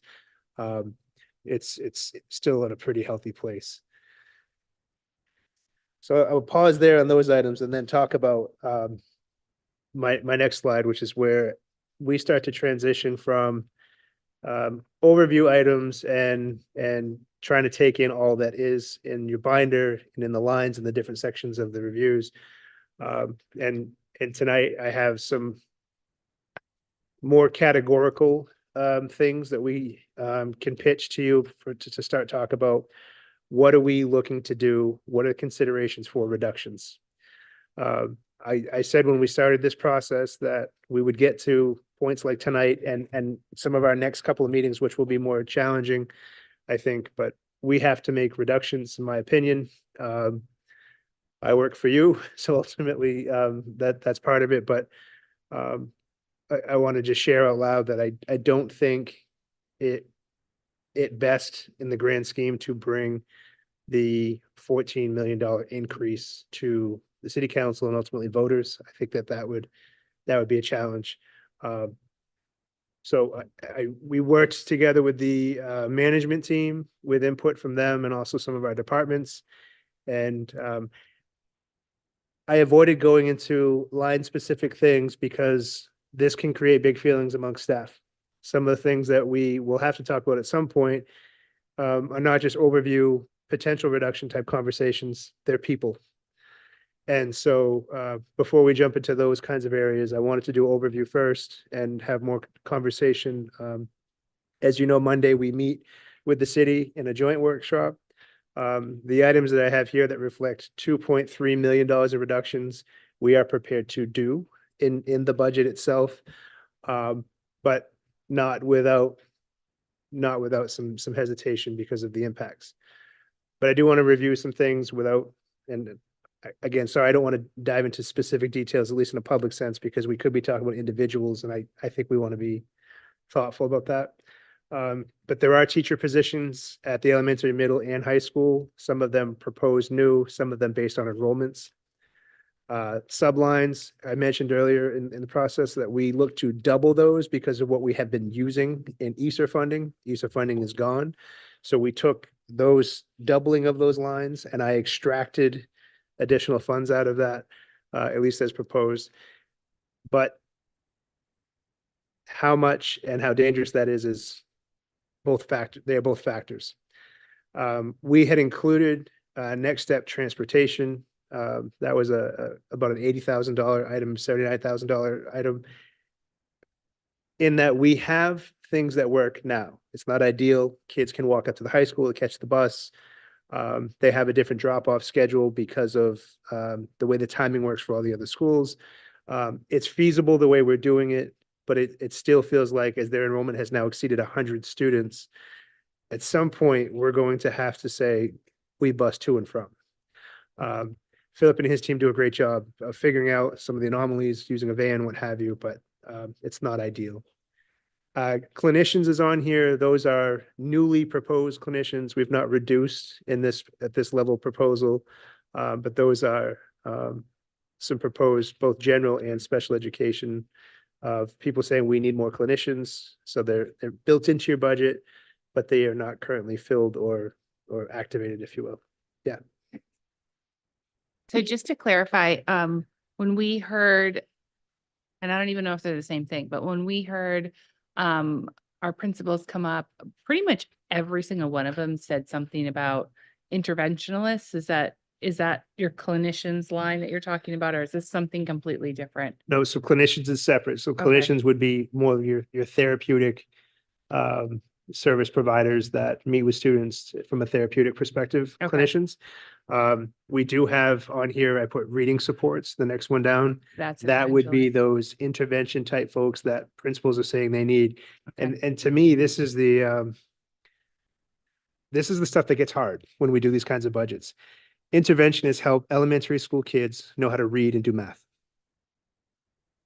That's the Band-Aid we rip off when we do reductions. And I know other members have been involved with this, and it gets really hard at this point. And these are not done. We can talk about it some more. But this is working with the management team and trying to map out how do we make this budget something that can be, supported and passed. Yeah, go ahead. Sorry. So I have to ask then, if an interventionist is someone that is reading support, helps students read, helps them do math, isn't that what our Title I funds are supposed to be funding? Our Title I's do fund it. So these positions would not leave schools without interventionists. These are most of those were bringing in ESER related positions to keep the level of interventionist availability. And do we have the Title I funds to keep this level of interventionists? So we have enough to keep a level of interventionists. These ones were added or have been paid for the last few years with ESER COVID dollars. So those funds are gone. So these are positions that are tied to that set of funds that is sunsetting. So it wouldn't leave schools without the ability to have interventions, but the number of kids able to receive them will be limited by the number of folks we have to do it. Okay, I guess what I'm asking is, could we keep those under Title I funds? Do we have the funding to do that? No, Title I funds are not adequate enough to maintain those and the ones already in it. What if we were to cut down on some of the coaching positions that we have to make sure that we have these reading and math specialists? So then we get into that conversation of coaches that help in multiple classrooms with all kinds of teachers for their direct instruction, which is critically important. So interventionists are more the student that's fallen behind. Mhm. Direct instruction is the classroom full of kids, and what's the robustness of the accuracy of and the engagement of the delivery of that instruction. So that's what coaches support. So when we talk about overall impact, coaches have a more direct impact on Tier 1 instruction, which is that everyday classroom. And we have so many new staff, and we have a number of not yet certified staff that are on their way. Without coaching, I think that the need for interventionists would be far greater. So it's one of those give and take pieces. Member Gallant? Yes, for us new people, could you explain who are the teachers that are coaching, and just a little history, for us? I mean, I don't know if anybody else. Sure. So we have curriculum-based coaches that are in our schools that the way the model initially was built, going back years ago to when I'll use my own experience as a principal. State different models look at here's funding, here's Title I funds, and how you can spend them is regulated, and you have coaches and approval processes, whatnot with the state. Well, those models, as far as your application and how you want to spend the funds, are built off of the needs assessment, which is established using state data and a team of people at each school that have access to this funding. Not all of our schools have title funds. That's another layer to this. But once you get title funds, you have to submit requests for how you intend to spend those dollars, and they have to be approved. The approval process requires you to use what they call best practices that they recommend. One of those best practices is to have instructional coaches that can support teachers for their direct instruction day to day, just how they have the routines in their classroom. So that's kind of the genesis of that model. But they also measure the effect of it. And so what they're saying is teachers who access the coaches, the effect is great. And there's data to support that. Whereas an interventionist is the student is behind and they have, for example, like a reading intervention where they'll pull a small group of kids or one-on-one instruction and they'll work with them for a chunk of time over a duration, 4, 5, 6, 8 weeks, and then they go back. So that's more of a pull-out model. The hard thing is a coach can impact many adults who are doing that direct instruction.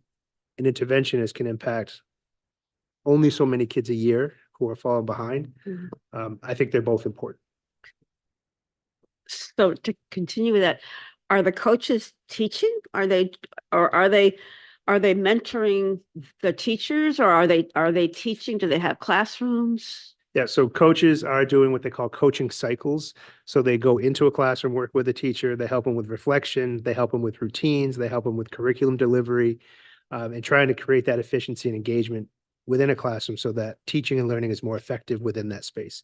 So they go and they interact with classroom teachers, and that's the specific work they do. They do have specialized training in specific content. So we have, folks who are really intensely academic and sharp with their instruction as it relates to literacy or math, for example. So they'll work with teachers, especially like the elementary level teachers they're teaching all of that, large in part. And so they have opportunities to do cycles with both of those folks so that they can improve their instruction. So yes, they're in the classrooms. They help cover things at times and teach at times, but they're working with teachers to improve their craft directly as a coach. And it's one of those things that I think even the best of educators can benefit from modern practices in coaching on curriculum. Anyone else?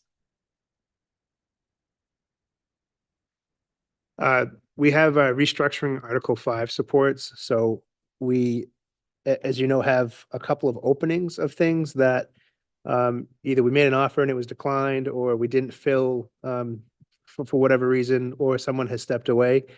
Right now, we're trying to look at how we can restructure Article 5 items. So for an example, McKinney-Vento supports, so we get some federal funding around that. That's built out. What else could we do with those funds? How could we be more dynamic with either staff that we have? Do we do job description changes? Do we fold in funding from other positions that are unfilled, like our district SEL equity person who has been hard to hire? We posted it, and we've just had a place now where can we shift that dynamic, because we're doing things a bit differently now with the use of ruler and social emotional learning. And so we're looking at that matrix of funding. I don't have it all mapped out for you, but we are looking at structural shifts there that would save funds. We continue to review operations line items. Operations would be more like IT, facilities, projects. We can hear tapping in that background. I'm not sure what it is.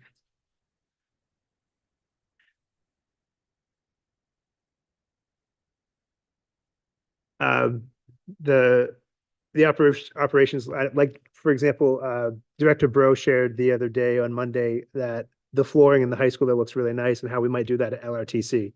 Well, that's a $70,000 venture for that one floor to do that space, and that might be something we just decide to wait on. So those are potential reductions we can do if we need to. Summer compensation for language support.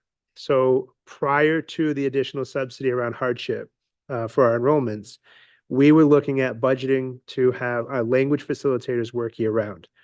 There was a couple of challenges with that. One is we have many long-term, been with us for a long time, language facilitators who don't want to work in the summer. They have families, they took this job for a reason.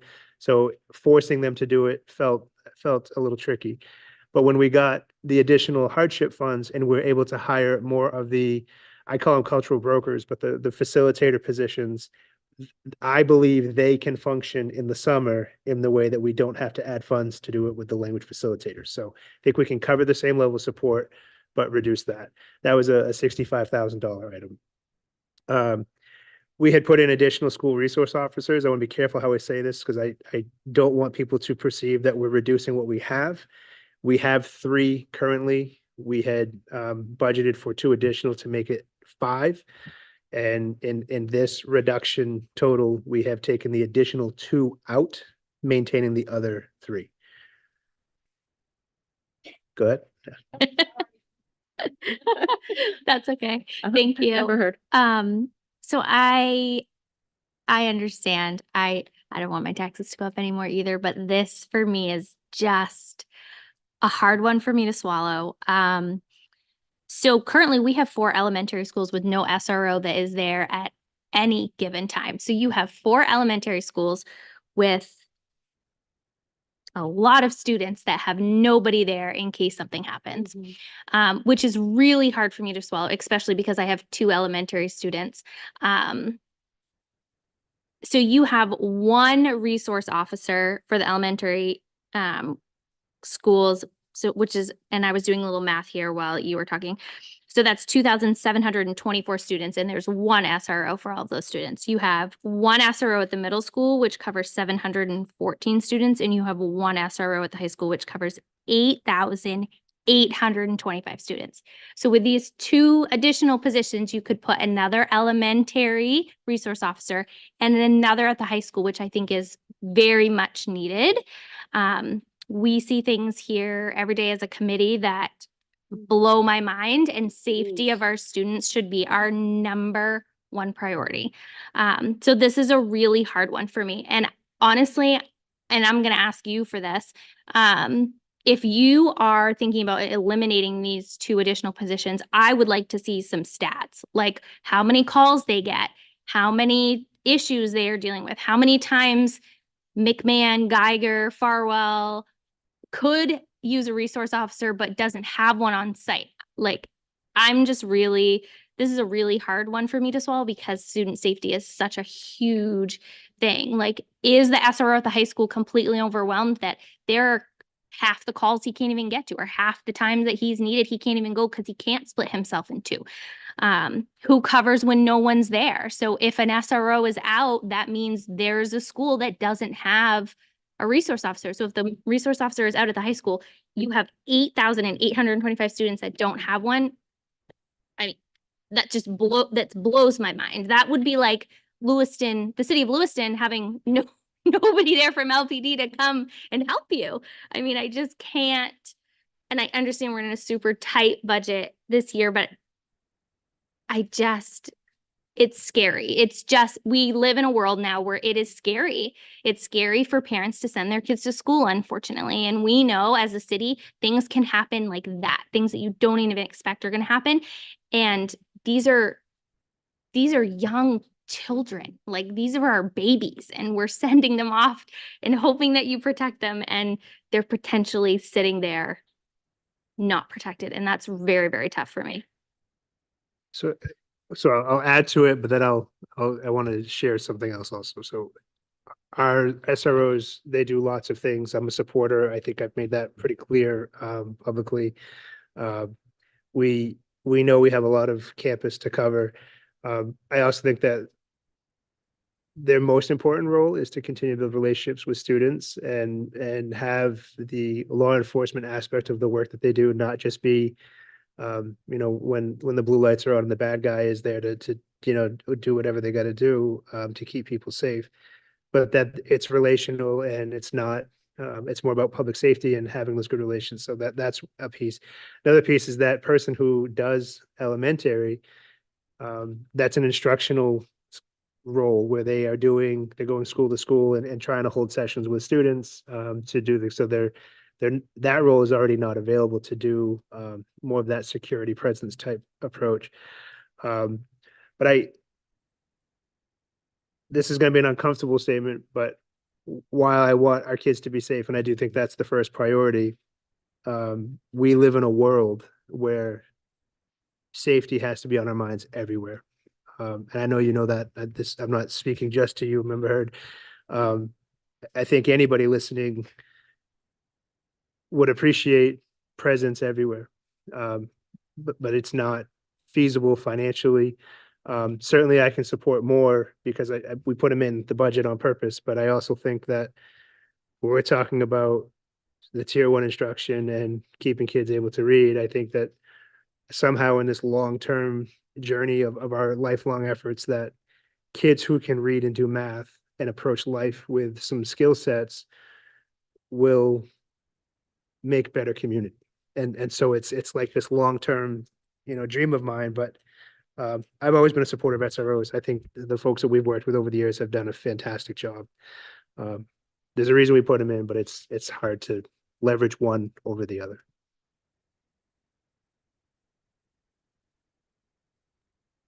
Okay, so follow up, Member Hurd.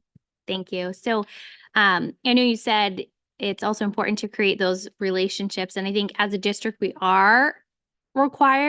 should be required to create those relationships. I would be interested for you to survey the 2,724 elementary students and ask them if they know who their SRO is. And I'm guaranteeing you, most of them would probably say, I have no idea who you are. So that relationship, we're failing in that aspect. We are failing because we are not creating that relationship because unfortunately it's just too big. It's too much of an ask. And I know we are saying we have big asks of everybody in LPS. Unfortunately, we have big asks of our teachers. We have big asks of our admin, of you and Bill and Sue and Karen. And we are constantly asking big things of people that work for LPS. But I think if our goal is to create that relationship, then we're failing because we're not creating that relationship there. I know because it's just too big. And so how do we close that gap? How do we bridge that gap? How do we make it so that our students have a relationship with law enforcement so they don't go out into the community and then become LPD's concern, or things are happening in our community that then LPD is responsible to take care of? It starts at this level when they're young, when they're in here, when they're in our buildings, and how do we bridge that? Because right now we're not doing that. Member Gallant? I agree totally with Member Hurd, but I think there's also another consideration that we need to talk about, and that is October. I think a lot of our kids got traumatized. I think a lot of them are walking around wounded. And I think for the mental health and the trauma recovery and everything else that's involved with that, having SROs in our schools, in our elementary schools, will provide a sense of safety for these kids. I think they're going to need that. I think if we don't address that safety factor for them, they're not going to be teachable. I think that's just my thought. Our community has been hit hard, and safety for our kids, I can't put a cost on that. And it's going to be a long time recovery from that trauma. And having those SROs in our schools will provide, I think, some safety for them. Thanks. Member Bowden? Thanks. So, I was here, well, I wasn't on the board just yet. Because I would have fought it as hard as I could because I was in here fighting as a parent to keep our SROs. But this fight has come up before. And what the school committee ultimately did was remove an SRO position. And I would like to request, respectfully request that you at least put that one position back into our budget. It was easy to remove it because at the time LPS or Lewiston Police, sorry, LPD was short-staffed and they couldn't fill the position and the position sat open. I remember historically how that worked out. But now they're not struggling. And I want to echo what Member Hurd said. And Member Glant for that matter. It's important. And I would really like to request that you at least put one of those back in our budget and not remove both. Thanks. Member Harriman? Thank you. So I do agree with Member Gallant that the safety of our students is, you can't really put a price on it, but I'm just curious what the cost is for 2 additional SROs. So I can go look in the book or behind me, but we pay 75% of their salary because we have them for the school year. In the summer, they go back to patrol. Although it has been pitched, what would it be like to have them year round, which I could also see some support for, from at least for myself. Our summer programming is dynamic. We have over 1,000 kids in our schools all summer long, and a lot of people don't realize that, but it's not like everybody just goes home and it's a ghost town. So there's been some conversation about what would it be like if we had SROs year round, but I'm going to look over my shoulder to see if there's a number. Roughly 83,000 per SRO. So this would be $166,000 request. That number can fluctuate a little bit based on the person and their level and all of that, but roughly. Thank you. Member Medina, and then, sorry. I just have a question of like, how is that contract? Like, who decides on that? And would there be a way to maybe compromise and say like, hey, can we pay 60% and something like that? So it would ultimately still be a city cost. But I think the compromise is grounded in good thinking because we have them 75% of the year roughly.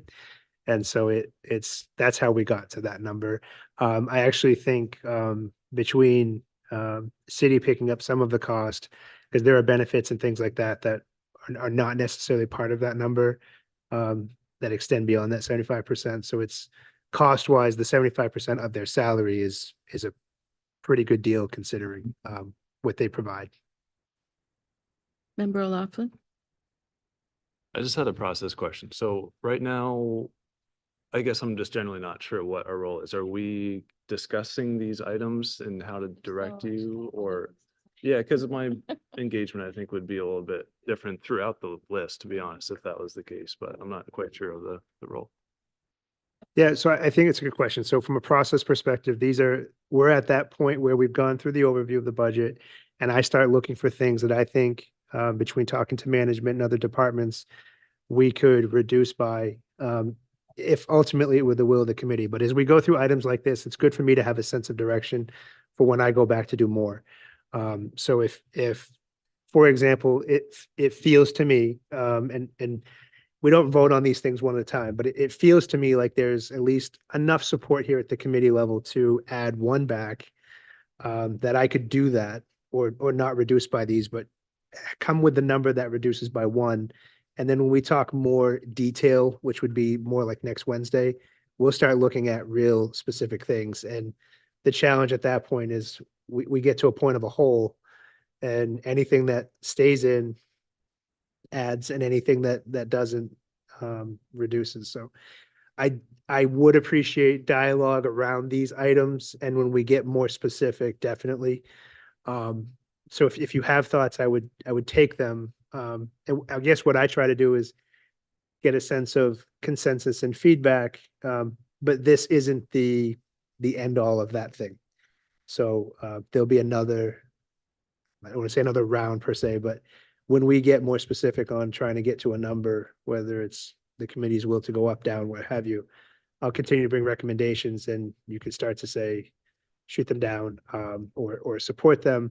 But also, and I say this so hesitantly, I really would beg of you to not create a list of wants and parking lot, because it becomes almost impossible for all of you to look at a list of 50 things and say yes, no, because all the yeses could have impacts otherwise, and the nos could just cause reductions in places that, say, school principals and department heads are not recommending for being on the ground. But I probably over answered that, but process wise at this point, really would love your feedback on the things that are on here.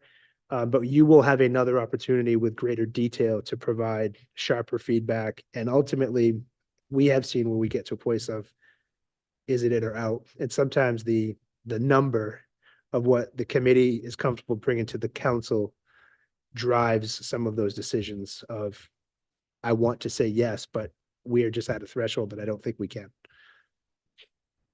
Anyone, council? Thank you. I just had another question on the SROs. When we, say we add another one or two, does that mean the police department hires an extra one or two? I was just wondering because they're asking for 3 additional officers in the city budget. So would this mean they need to hire 5 more? So I would default to the chief on that one, but because of the timing, sometimes what happens is I try to give LPD a heads up that we're at least asking for these. If there's any kind of structural expectation changes, I try to share that through, right now it's Corey Jakes, who's the supervisor of these officers. And great working relationship with him. So it's not just our SROs, it's also that whole branch, very supportive group.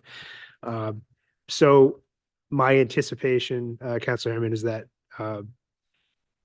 if these went through 1, 2, or other, that I would be on the phone with Sergeant with Corey and saying, the school committee has approved these. How can I help facilitate the next steps of this? We have seen in the past where some grants that are out there will help pay for a portion of things like SROs.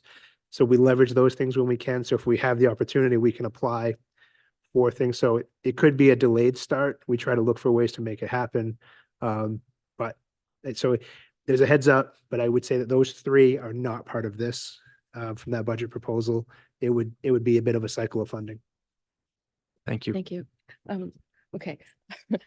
I'll go this way. Member Laughlin, then Medina, then Hurd. Yeah, I was just going to say, in that case, based on what you responded to my prior question, just that I think I would support Member Hurd's request for maybe more information about how the current school resource officers are being engaged. I think that would be helpful for me. Because I would say, just big picture, I'll admit I see that 2.3 million in reduction line at the top, and I was kind of hoping that might be larger at this stage. And so that would bring us down from a nearly 14% increase to about an 11% increase, maybe a little more. So it's just, I don't imagine that many, if any of these things are going to be financially feasible. And so how to compare one school resource officer versus one teacher, that seems really challenging to me. So I think just for now, the idea of getting more information, I think sounds good.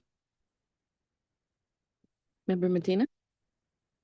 Yeah, I was just pretty much going to echo what Phoenix just said. And Megan, I would like to know more of like the engagement with the kids in schools. And you did say that one of them provides instruction. Is that for like the criminal justice?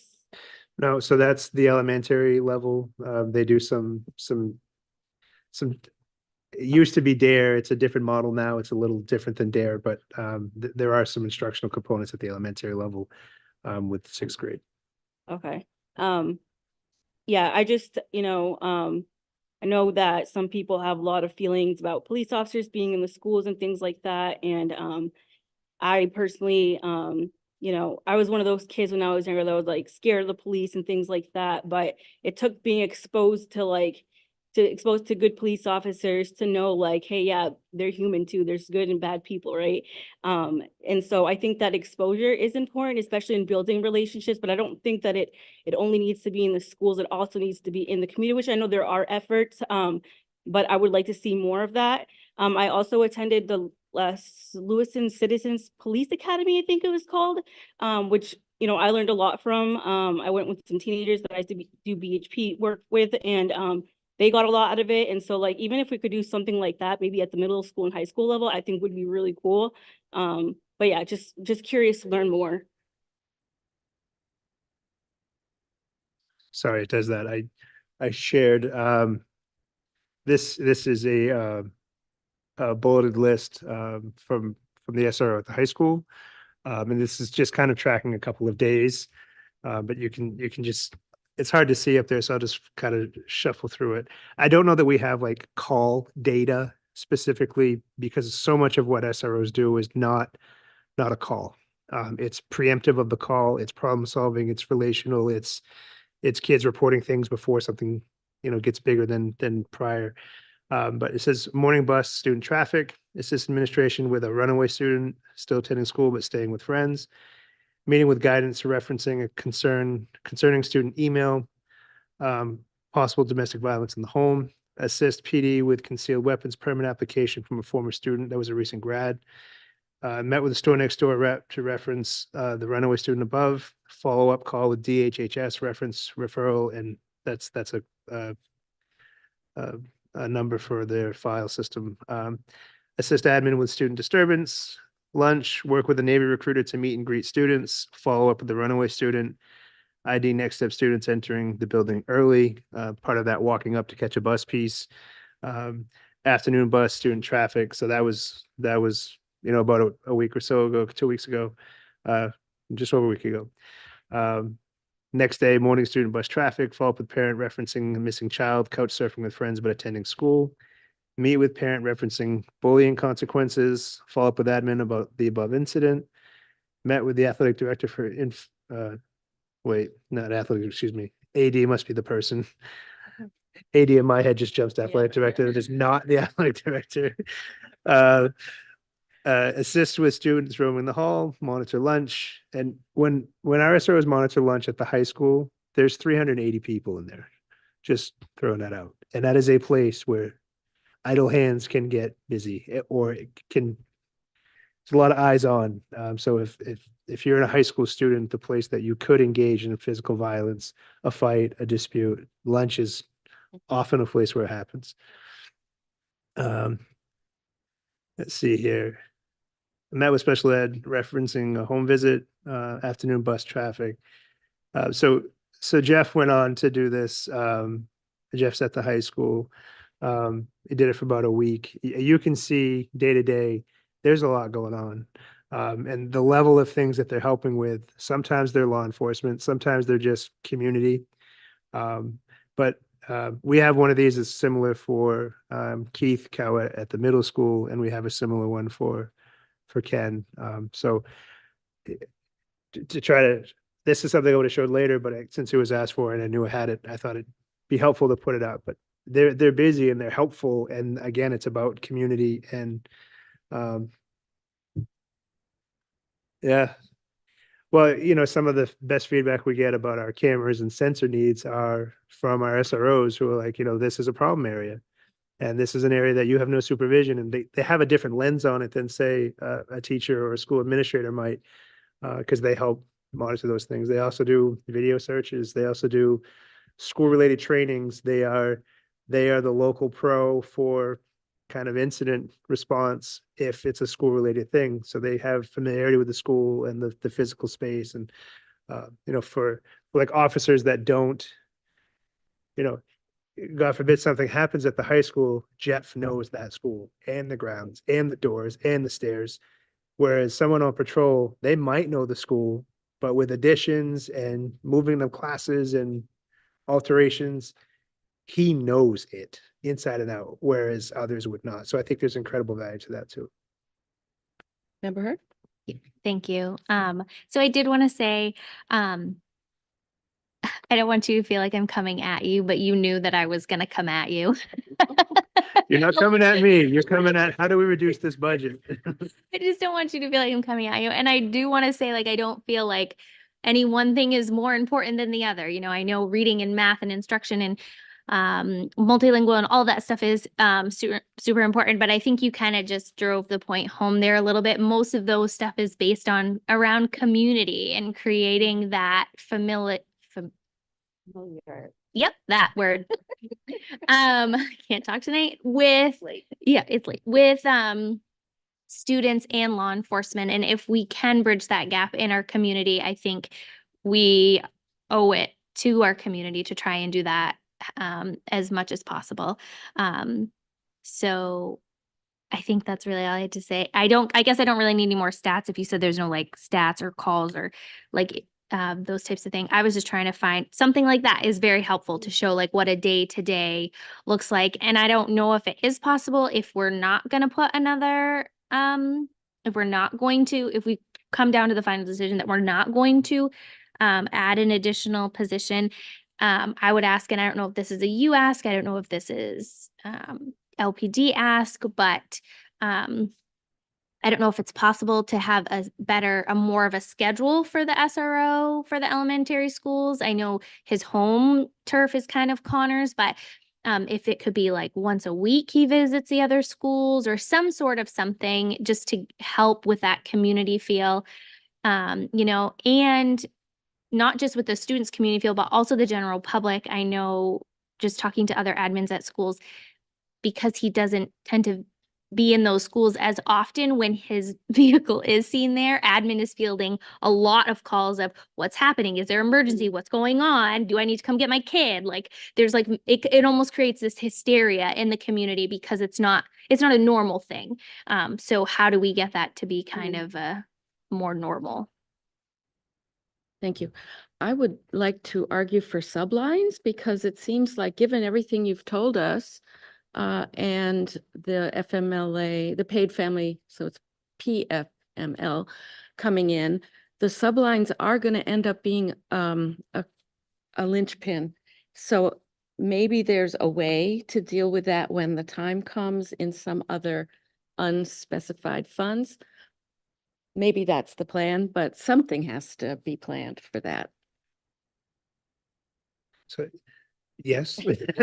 I guess the challenge with the sublines is you don't know what you'll need. Yeah. But I also agree with you that when we look at a potential expansion, at least over time, of FMLA, and people just being out of work. I mean, we have spent no less than millions of dollars on substitutes and building subs over the last 2 or 3 years with federal money around COVID. So I did reduce them, not in full, but I did, again, in this 2.7, reduce them. They're still higher than they were budgeted this year.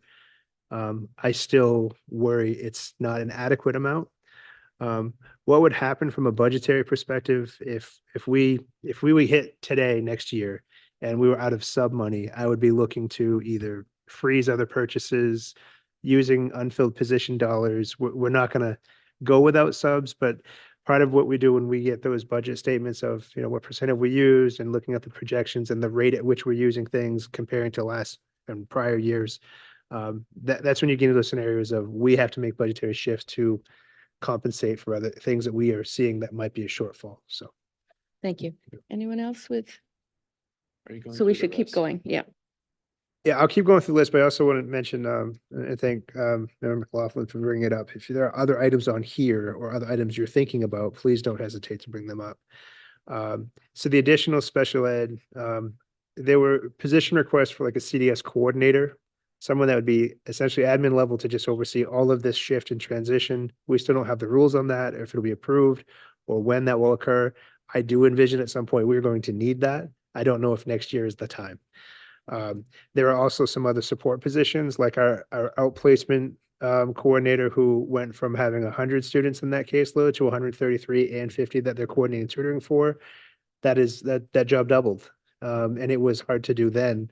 And so there's been a request for, can we get more support for that individual? And again, I want to, it's needed, but I don't know how to pay for everything. There's additional special education staff. So these are not reductions of current levels. These are reductions in proposed levels that had more ed techs, more specialists. We just talked about special ed on Monday, so that should be more relevant. Again, still reduced, thinking of I hate saying it this way, but I don't know how else to say it, more of a pooling model. So we've left a number of positions in there as increases so that we can grow that capacity, knowing that the special ed kind of realm of the budget is more fluid. So if we can hire that speech pathologist, we will. When we'll transition other open positions or items until the money is spent. But I just don't know if it's responsible to budget for some of the specialist positions when we have open positions right now that have been open for 2 years. And it saddens me and it's upsetting. And I know we need to provide these services, but if the people don't exist, we can't just budget them and have the money sitting out there. Good. So that was kind of my question. I was gonna say, so in those 2 lines, are you saying no to all of Kirsten's requests that she asked for on Monday, or just like a few of those? Some. So what I did is in spots where there was like, we're requesting 5 ed techs, I reduced by 3. I left 2. There was, I think 6 clinicians requested. I left 2, took 4. So it was like that approach of looking at areas where I know we need it, and I know we could save money if we can hire and then provide that service through the outplacement, swap off. But until we can get staff, it's that challenge to post that many. Any other questions? Oh, Member O'Loughlin. Thanks. Sorry, I keep on scooting backwards and forwards. It sounds like you're kind of answering this, but this is the one thing that stood out to me that I worry about the potential for being penny wise and pound foolish, just in that, the special ed education Article 2 line is half of the total increase for the year, right? $6 million. And I don't want to rehash the whole Monday discussion, but the potential for spending money now, which is difficult, but to then save money over the coming years seems like worth doing. But I understand if what you're saying is, even if we budgeted for that, we might not be able to do it. So I understand that as well, but that's just my thought on that line. Yeah, day one when I talked about the weave, right? So we have outplacement dollars that are just flying out of here because we have to provide these supports, and weaving in requests that cost money here locally to provide those additional supports here, so that some of that weave can go away. So what I'm trying to do is temper that with, I think over time we can get there. Let's not budget all the things that we're pretty sure we won't be able to hire. Budget some because we'll be able to find some things and see what we can programmatically do in a smart way. But to your point, and if Kirsten were here tonight, she would say it, but she'd probably say something to the effect of, for those positions you don't budget and then don't hire, we're paying $1 million for them to go elsewhere. So this is that one area where you can't just scratch and scrape and make it happen. That bill is coming. And then there's also the litigious portion of it that if we don't provide it adequately within our budget and try to hire and budget these things, regardless of that initial cost for tuition and transportation and seed and all the other components we talked about Monday, we have litigation and due process claims. And so that gets expensive in a hurry when we're paying for lawyers and go through process and or what we've seen to be known as compensatory processes where people can actually get back services paid out as part of a settlement or a claim for mediation. So I can go on and on about that stuff, but it's that area that really, it's expensive either way. Member Bowden. No, thank you. I just wanted to make sure I said it publicly, since we're having the conversation, that I'm in full support of anything special ed that's needed. And I understand that, like, for example, hiring a speech pathologist has been a challenge. And so maybe we're not going to find that person. So we probably shouldn't budget for that this year. I get that piece of it, but I just feel like when Director Crafts comes to us and she's like, oh, I emailed her today actually, and my words were just keep swimming because I feel so bad. I understand the need and I understand the potential cost savings. Like Member McLaughlin said, you spend it now up front, but in the long run, it's going to save us money. And, we come back to the same budget problems every single year. And we somehow need to find a way to fix that.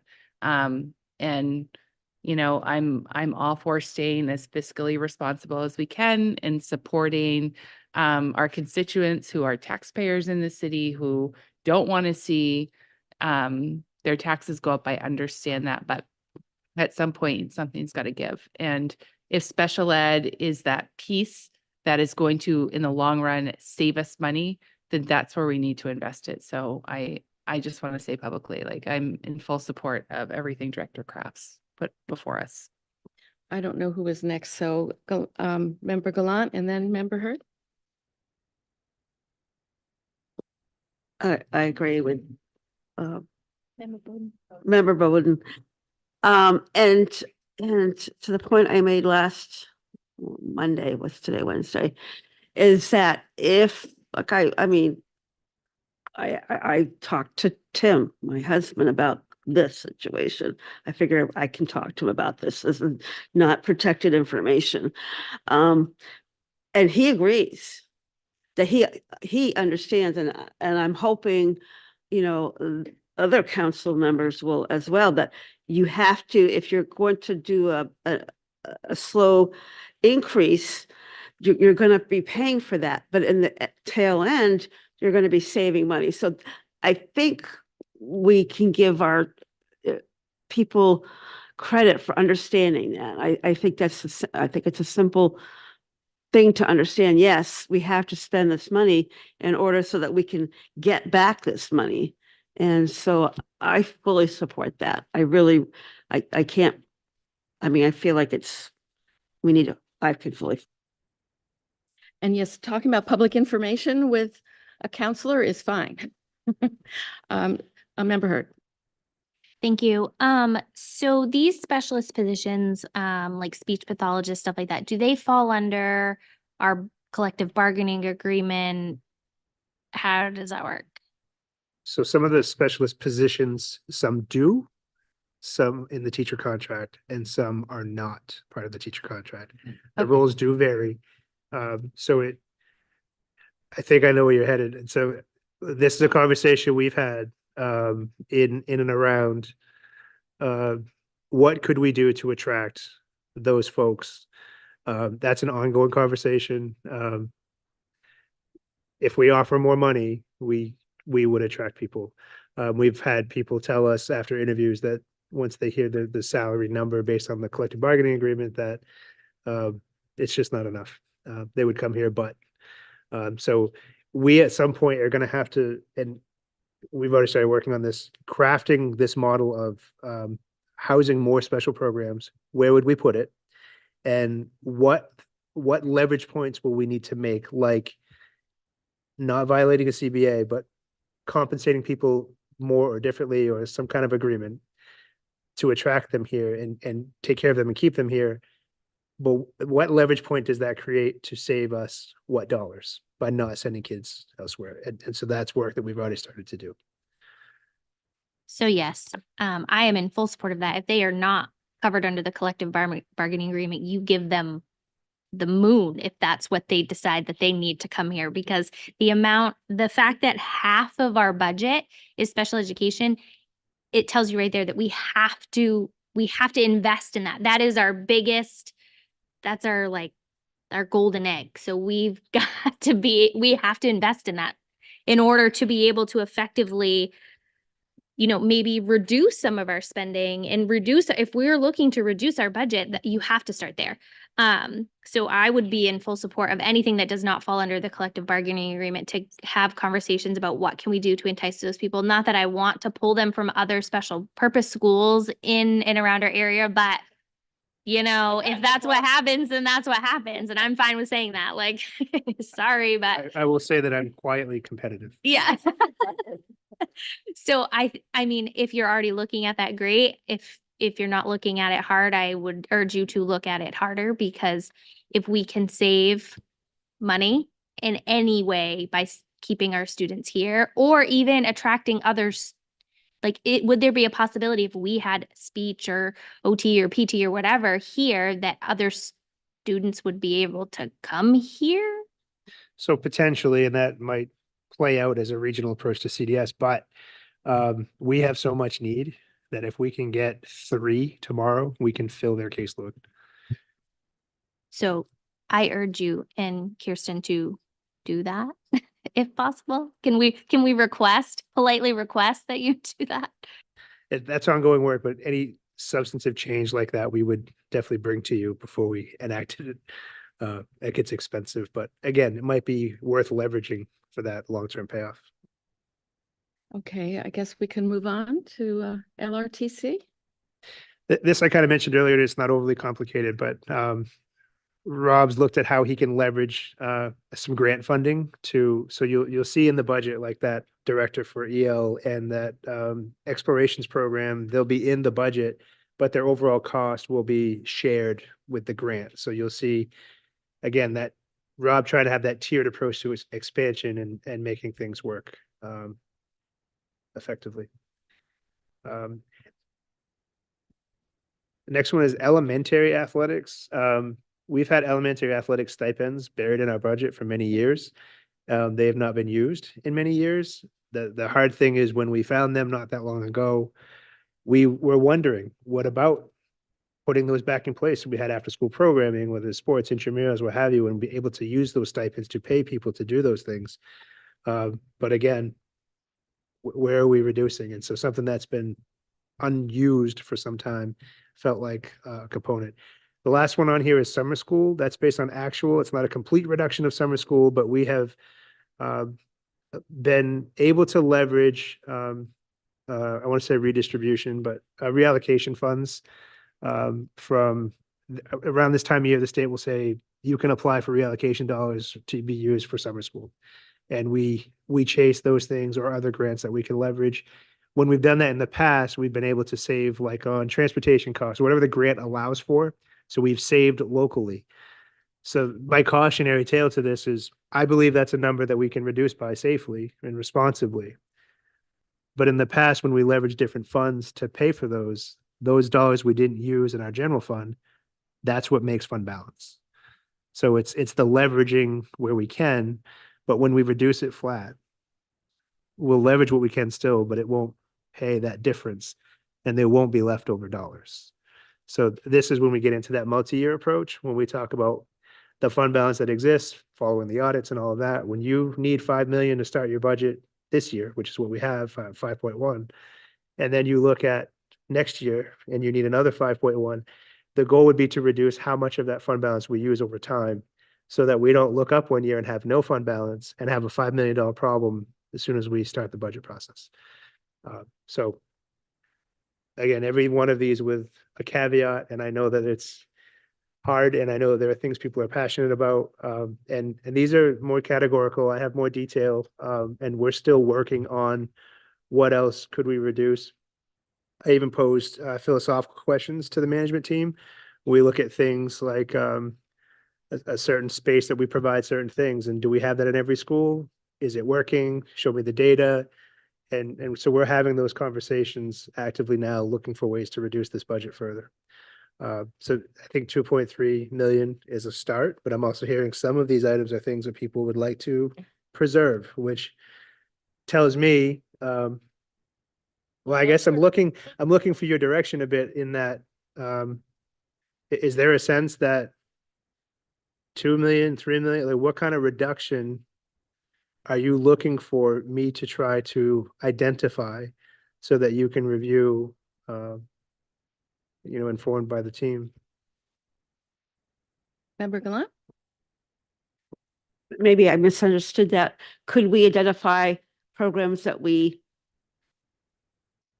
like? We've talked about SRO. We've talked about special ed.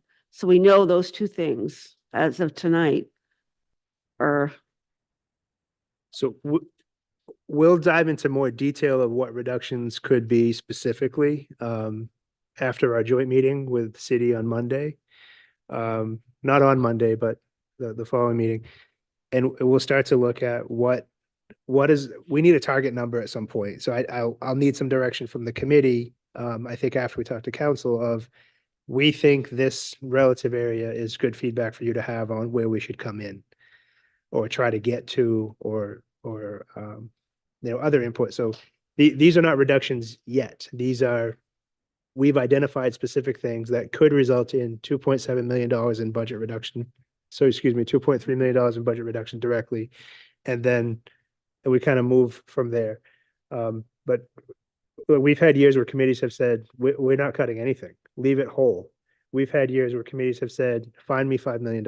We can't bring that forward to our community. So I'll need some direction from this committee. Hopefully we get some direction from council on Monday, and questions, so we can have it inform the work that we do. This gets brutal at this point in the process, where I start bringing things back to you that, depending on what you're looking for, may have small things, big things, everything, and things that someone at the table will absolutely be passionate about, guaranteed. Member Hurd. Thank you. I also want to make sure that where we are trying to reduce by so much, we're also doing our due diligence when it comes to RFPs for everything: paper, pencils, toilet paper, paper towels, hand sanitizer, soap. Food doesn't really, because that's a federal thing, but I would just want to make sure we literally look at everything: our electricity, our cable, the oil, everything that we potentially spend money on. We should be going out to vendors and saying, give me your best and final, and reaching out to 10 more places and saying, give me your best and final, so that we can have the best price that we can ever offer, because we're literally talking about pennies at this point. So anything that we can, even if it's $500 that we're saving by switching, I'm looking at hand sanitizer, that's 500 extra dollars that we have in our budget. So nothing is too small. Even if we think that it might not really be a big thing, in this budget, it's a big thing. So I just want to make sure, and I'm sure you probably are, but I just want to reiterate and like echo that. Like, Bill's over there giving me the stink eye, so I'm actually going to do this right now. But No, it's all good. And we do RFP, RFQ processes for tons of things. I want to say aloud, while we do that, and I think we can continue to get better at it, those are months long processes that usually have multi-year agreements built into them. So it's not like I can go back to the office tomorrow and come back in a week with the results of that. That takes some time. I know Megan's very familiar with it, and Greg's been very helpful with guiding some of that process, Megan's husband, who's in that line of work. So definitely not opposed to finding ways to save money. That's definitely not a problem. Good rule of thumb. Okay, Councilor Harriman. Thank you. Along those same lines, I don't know if we currently do anything or if it would be feasible to do that. Any sort of pooling of contracts with other districts, like with Auburn. We had the Lewiston Council and the Auburn Council had a meeting last week where we were talking about ways that we could collaborate and cooperate.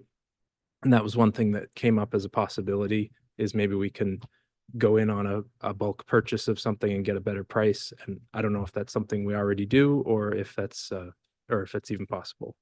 So we do on several things, probably room for more, paper, milk for nutrition, a lot of software, training components. Are there others that I should think of?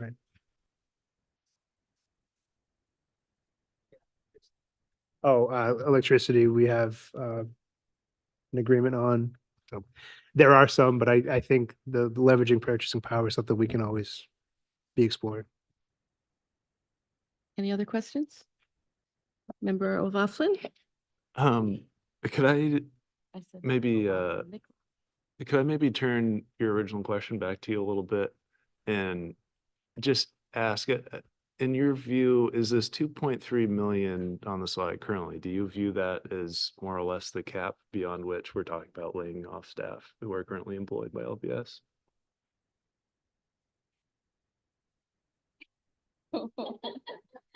Yeah. 70% of our budget is staff. So when we see, growth and increase based on collective bargaining agreements and health insurance contribution cost adjustments that are beyond our control, we kind of look up and without doing anything, it's a, depending on how certain rates land, like insurance, it could be a $5 million. There it is. And so to that end, we also need to do things like keep the lights on and have toilet paper and, right, so it's yeah, yeah.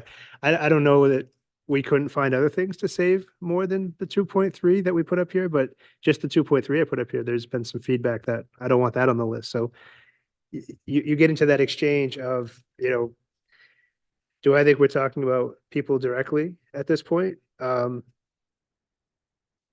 Maybe with restructuring and things of that nature, but depending on how it all plays out, we go much further than this. The answer is yes. What we've done in the past is we try to look for vacancies, so we're not directing someone or hitting someone directly, or if it's based on enrollments, like, we may reduce in one school, but another school has a position open, so we try to transfer them. We always will try to keep our folks whole. But last year we didn't. Last year we reduced positions that were larger part ESER, that people didn't have employment anymore. We're able to absorb a fair amount of that, but yes, to answer your question, yes, we are already dancing on that line where we can, depending on certain decisions, we will be cutting people who work here. Member Medina? I just had a question about the summer school. Is it like all summer school or is it specific schools? Yeah, so this is actually a cobbled together bullet point because some of it was special ed cost and some of it was regular ed cost. And again, leveraging things like 21st century dollars and the reallocation grant and unspent funds from certain places, all connected to summer school. That's why I just put summer school, but it's, to your point, it's a little bit of everything where we looked at actuals, what grant support might happen, and felt safe that we can reduce by this much and still be able to run summer school. If we don't get reallocation funds, it'll impact things and we'll just have to navigate what does summer school look like versus what we'd like it to look like. So if that is adopted.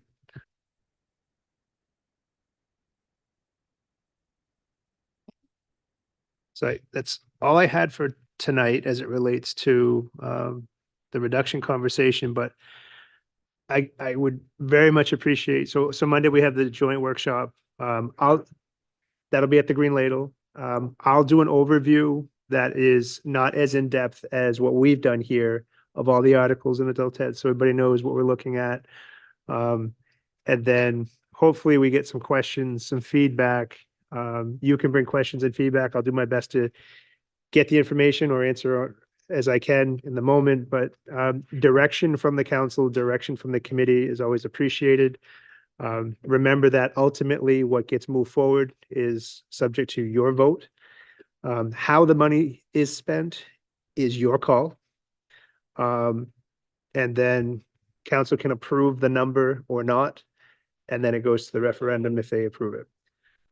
So we will work together as a team where we can and make sure that we're trying to do the right thing. And I also am very mindful that I think there's a very supportive committee for schools and education, which we don't always have. I think there's a very supportive council for schools and education, which we don't always have. But we still have to go to referendum and be mindful that taxpayers are going to go to a ballot and have to cast a vote that they can believe in. So I want to make sure that we're being responsible to that. So that will be Monday, and then Wednesday I'll be prepared to bring you. I may even do something Monday at the end of that joint workshop to share some things with you that maybe can't be public yet, but will be eventually for you to consider as we work on what's the Wednesday conversation. Will you be bringing numbers on Monday to fill in that list you had, or is that for Wednesday or not yet? So Monday is really more of the overview and the conversation of the joint meeting. We may have a conversation in more of an executive session approach. I want to be mindful of anything that is personnel related with you first, and then see how we open that up to, it will be a public conversation, but I think we need to be sensitive first. So.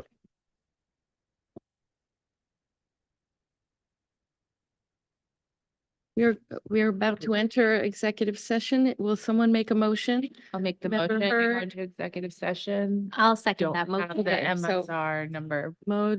Bowden has now decided she's the one and Hurd has decided that she's seconding. Okay, it was the other way, but now it's, yeah. Yeah. And now, so we'll take a short break. So the, We have Yeah, to we vote. gotta vote Sorry, yes, first, yeah. thank you. All in favor? Unanimous? all right, so just saying it's been approved 8-0 that we're going to enter executive session Yes. to conduct a student disciplinary hearing, Title 20A, Or three, yeah. 1019, and Title 1, 456B. Okay, we voted for that. And we're taking a quick unanimously. break.